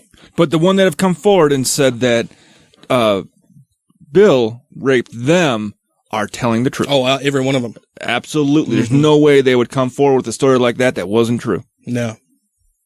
Fuck that guy. I mean, even if those ones were 40 years ago. Fuck that guy in particular so hard. Just fuck him. Fucking fuck him in the ass. What an asshole. You know what we should do one of these weekends? Fuck that guy?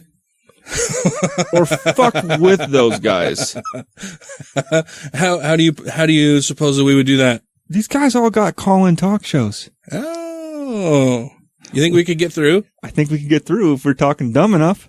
I want to talk to Alex Jones to tell him I think Donald Trump is the man that we need, and here's why, because of that lying slut Hillary Clinton. Maybe we could get on there. We probably could. You know, I was listening to NPR one day, and it was funny, and it just worked out perfectly. This guy called up. They were talking about cell phones and technology and stuff. And this guy calls up, and he's talking about, oh yeah, I think this is great. I love technology, and he's totally calm, totally normal. Like he seems very interested in the topic at hand. He's talking. He's like, I just love the new technology, the smartphones and everything. They're wonderful. They help me keep in close contact with people that I know. Text messaging is wonderful. We just live in an amazing age. And the host is like, oh yeah, technology's great. And yeah, it does help a lot of people with a lot of different things. And the guy's like, and then if you put your phone on vibrate and stick it between your ass, when you get a call or a notification, there's just this wonderful warm feeling that flows through your entire body or some shit like that. And the host was just like, Okay, well, thanks for calling in. I'm driving home from work while listening to it going, oh my God, I can't believe this guy just called in and said that. And the host was just like totally cool the whole time. Yes, well, thank you very much for your perspective and for calling in. Hopefully, we'll move on to our next caller. Some people are into different things. I just thought it was fucking hilarious that he actually got through and they actually played that on the air. And I was like, oh my God. A lot of them are live. So we've got no choice but to just roll with it. Yeah, just go. Okay, well, moving on to our next caller. Thank you very much. If you have questions, comments, concerns, compliments, corrections, or concepts for content, contact the show via email at godlessrebelution@gmail.com, by text or voicemail at 330-81-REBEL, or Twitter the Twatter at TGI Podcast. Thanks, bitches. Next up, we have your favorite and mine. I don't know if we want to go that far. Mr. Alex Jones, who says that if Trump loses, a world war will kill 1/3 of the world's population. That was a good impression of him. Thank you. I've been working on it here and there. When I really want to make my throat sore. Just smoke a bunch of cigars. Let's hear what this jackass has to say today. In your gut, I always go back to gut. Because my brain doesn't work so well, but my gut is the thing that really makes me poop. When it gurgles, I really get these emotions coming, and I think they're true. When I really need the shit to flow, it's my gut that I depend on. Yes. But also intellectually, you're a smart guy. What do you think's coming? What are we facing? Because the energy level in the world, everybody feels it. This is a special election right now. Yeah, I shoved the fork in the outlet. Special. We're at I really felt that energy. Everybody feels it right now. Yeah. Worldwide is special. We're at a decision time. And I think in my gut, I know if we don't elect Trump. I think in my gut. It's called gas. I don't think in my brain pan. I think in my gut. That's the problem. Jesus is in the gut. If we don't elect Trump, but beyond that, if we don't all start making the right decision to stand up and speak out, I believe we're going to come under great judgment. And I believe there's going to be a total worldwide financial meltdown and probably a world war. And I think like the Bible says, I think 1/3 or more of the population is going to be killed. Like the Bible says. It's been true so far. That's if we don't elect Trump, Yeah. who doesn't understand why we don't use nuclear weapons as a first option. Maybe Trump is a false prophet. Who thinks other nations should have access to nuclear weapons. Who denigrates people of other nations, other ethnicities, other races as being lesser than. Says that he's going to build a dividing wall between us and Mexico and somehow force the Mexicans to pay for it. Donald Trump, that Donald Trump is not the person who will lead us to war. It's somebody else. And that if we don't elect that Donald Trump, that will result in war. I don't understand how any of that figures into any bit of logic or reason. Yeah, especially when that man. But we are listening to Alex Jones. We should go to war? Yeah, we're clearly in a fight with globalism and nationalism, whether it's the Brexit or what's going on in Marine Le Pen in France. The globalists have come out. Hillary has announced she's the globalist candidate. Trump's the nationalist candidate. He wants to make America great again. I remember that that's speech. The great battle. And this globalism, the Bible predicts, is going to happen. And so this person speaking is joining Alex Jones via Skype, it looks like. This is Curves Fitness founder and consummate conspiracy theorist Gary Heaven. In case you were wondering who's speaking to Alex fucking Jones. The Bible tells us that it's going to be led by the Antichrist himself. You're going to have to take the mark of the beast to buy or sell. This was written 2,000 years ago, and even the ability to require people to take a mark to buy or sell wasn't even conceivable then. They're suddenly on every channel, NBC, CBS, Fox, Dr. Oz, all saying, take a... Dr. Oz is a channel? It is. Oh, I'll have to make sure that that's not part of my DirecTV subscription. YouTube.com/Dr. Oz. Oh, right. Yeah. Okay.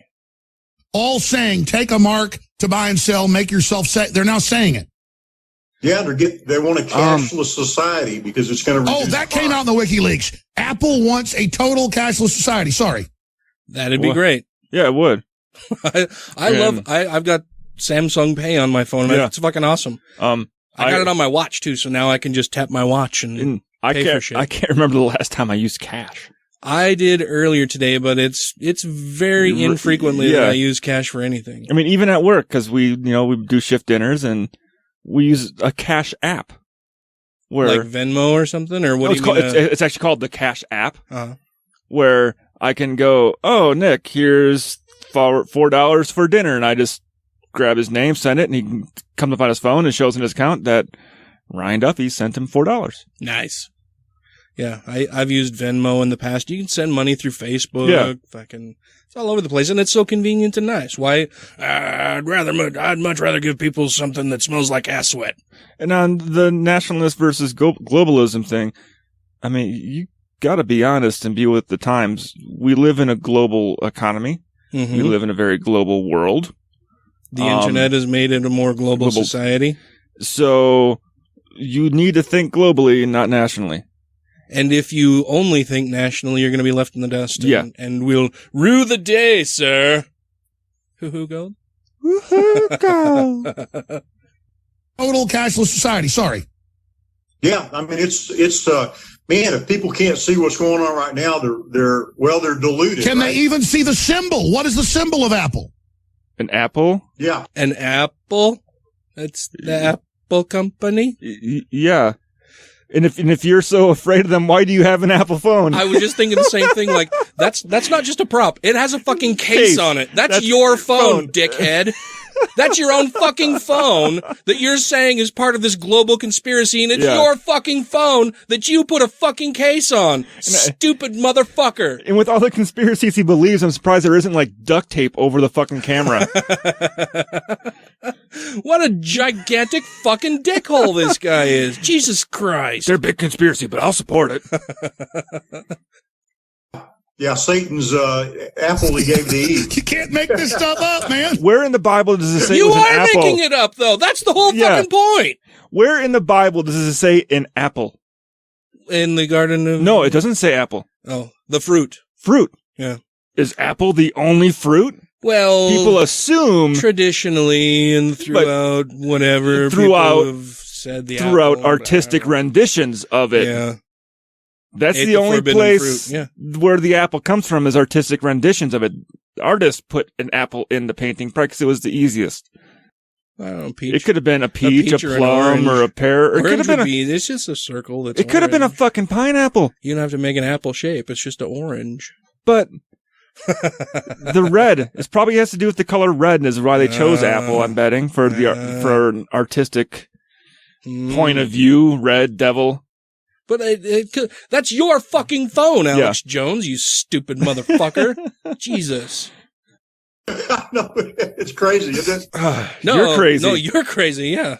It's not crazy, you're fucking crazy. Well, we're getting near the end right now, I think. Oh, yeah? Yeah, if we want to try to keep on some kind of time. Well... I have two more stories queued up. They're both pretty short. Okay. They're both really short things. Both of them dealing with Donald Trump. Both of them claiming that God has called Donald Trump. Why do Christian conservatives do this all the time? I understand they're trying to mobilize their base, but at what point is their base going to wake up and go, oh wait, you said that about Marco Rubio. Yeah. You said that about Ted Cruz. Michelle Bachmann said that about herself. Fucking, what's the fat guy? Christie? Well, Christie has said that. But no, I'm thinking about the guy who ran for president and was on Fox News. Always, he used to be very, very large. Now he's a little bit skinnier, but he always talks about the guy like Jerusalem dude. That's like yes. What the fuck's his name? I can't think of it right now. It's on the tip of my tongue. He's crazy too. I can't. Anyway, they've all claimed Ben Carson. All of them. Yeah. They've all claimed to have been picked by God, or they spoke to God, and God told them to run, and they were going to be the next president. But the thing is, they're going to save us all. They all claim God picked them. When has Donald Trump, he never, during any of the debates or any of those things, saying God picked him? everyone else is saying God picked him. Well, Donald Trump recently has been comparing himself to Jesus Christ. Yeah, recently, but in the past, it was people were like, God spoke to me. He said, I'm here to become the next president. Donald Trump never talked like that, so. Donald Trump on stage talking about, I came here, I worked as a carpenter for my father when I was young, and nobody's gonna suffer these slings and arrows for you, but I will. You asshole. Let's see, we've got Lance Wallnau. Donald Trump was sent by God. I don't know who Lance Wallnau is. Well, this was while appearing on Jim Bakker's The Prophet Speak. Religious right activist and Donald Trump supporter Lance Wallnau said that Trump had been sent by God to save America. Let's hear what he has to say about it. The moment I went to Trump Towers, the Lord said to me, your assignment is Donald Trump and the American unraveling. I had to literally stop what I was working on and say, well, first of all, what is it about Donald Trump? He's just a candidate running with like 15 or 16 other candidates. What makes him any different than anyone else? He's the biggest asshole of them all. He's the one who likes to grab women by the pussy. Yeah. That's the difference. That's what sets him apart. And the Lord said, Donald Trump is a wrecking ball to the spirit of political correctness. And immediately I knew that he was going to redefine the entire narrative of how electoral politics was going to operate in America. People want to treat him as though he's some kind of an aberration, a fluke, when in fact he isn't. He is No, he's not. He's the product of all of the bigotry, hatred, and vile nastiness that the Republican Party and the conservative religious right has put up for the last few decades. Yes. Donald Trump is the result of that. He is the single candidate that God from the beginning had separated from a pack of, by the way, very great evangelical candidates for running. What? And so, with all of this power and God's backing, why isn't Donald Trump running away with this race right now? Yeah. Why isn't he ahead of Hillary Clinton by double digits? Oh, because Satan is on Hillary's side and he's fighting a good fight right now with God. So God's weaker than Satan? Yes. Is that the moral of the story here? Yeah. That's the outcome? Fire always wins. What was it about Donald Trump that attracted the Lord? I'll tell you what I believe it is. At the end, the Lord likes to grab people by the pussy too. Yeah, and money. Scam artists. Oh, right. Bankruptcies. Mm-hmm. He likes people to take advantage of the system. At the end of my first trip to Trump Towers, I was in a meeting with the original group of evangelicals who were gathered together, and I came home and said, why am I even involved with electoral politics? This isn't really what I want to do. And then I looked at the check he gave me. Consulting and stuff like that. And the Lord said something interesting. He said, I'm answering your prayer. And I said, what prayer? And the Lord said, every time you pray in tongues, you say you want to see America get restored and saved.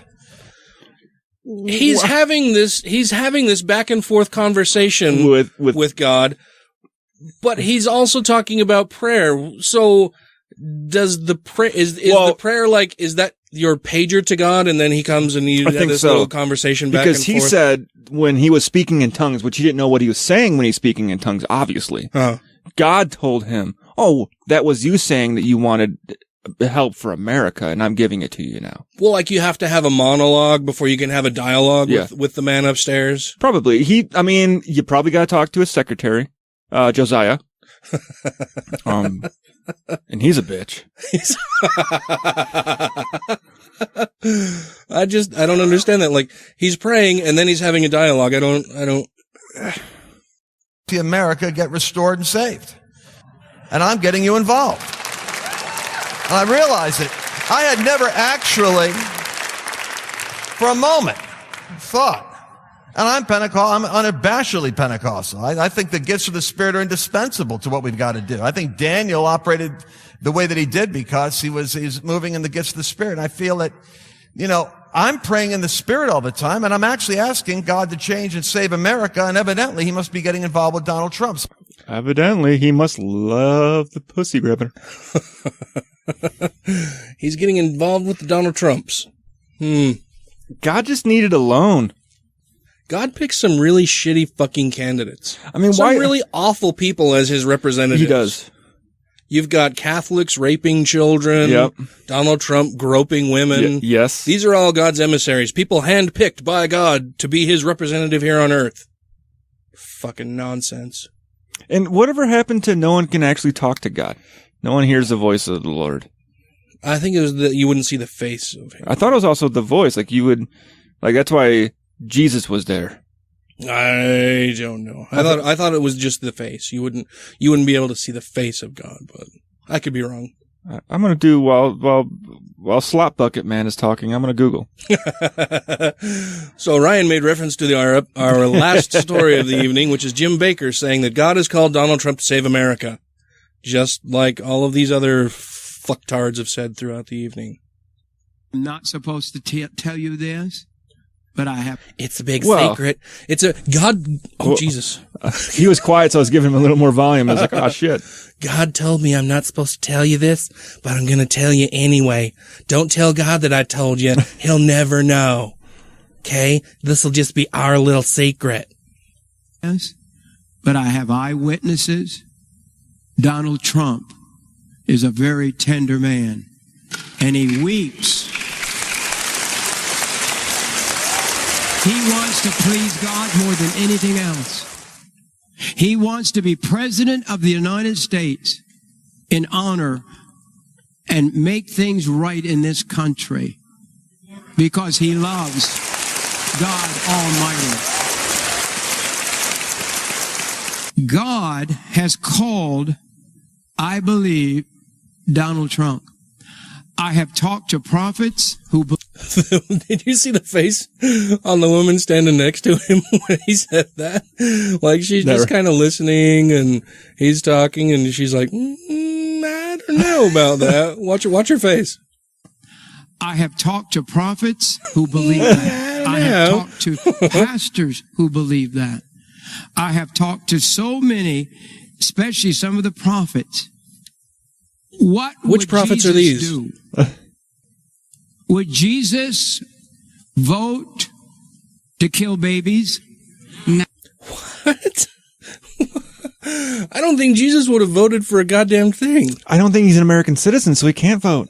And Jesus just did. Like, he wasn't like, I don't know, maybe I should vote. Like, who should I support during this election? I am not sure.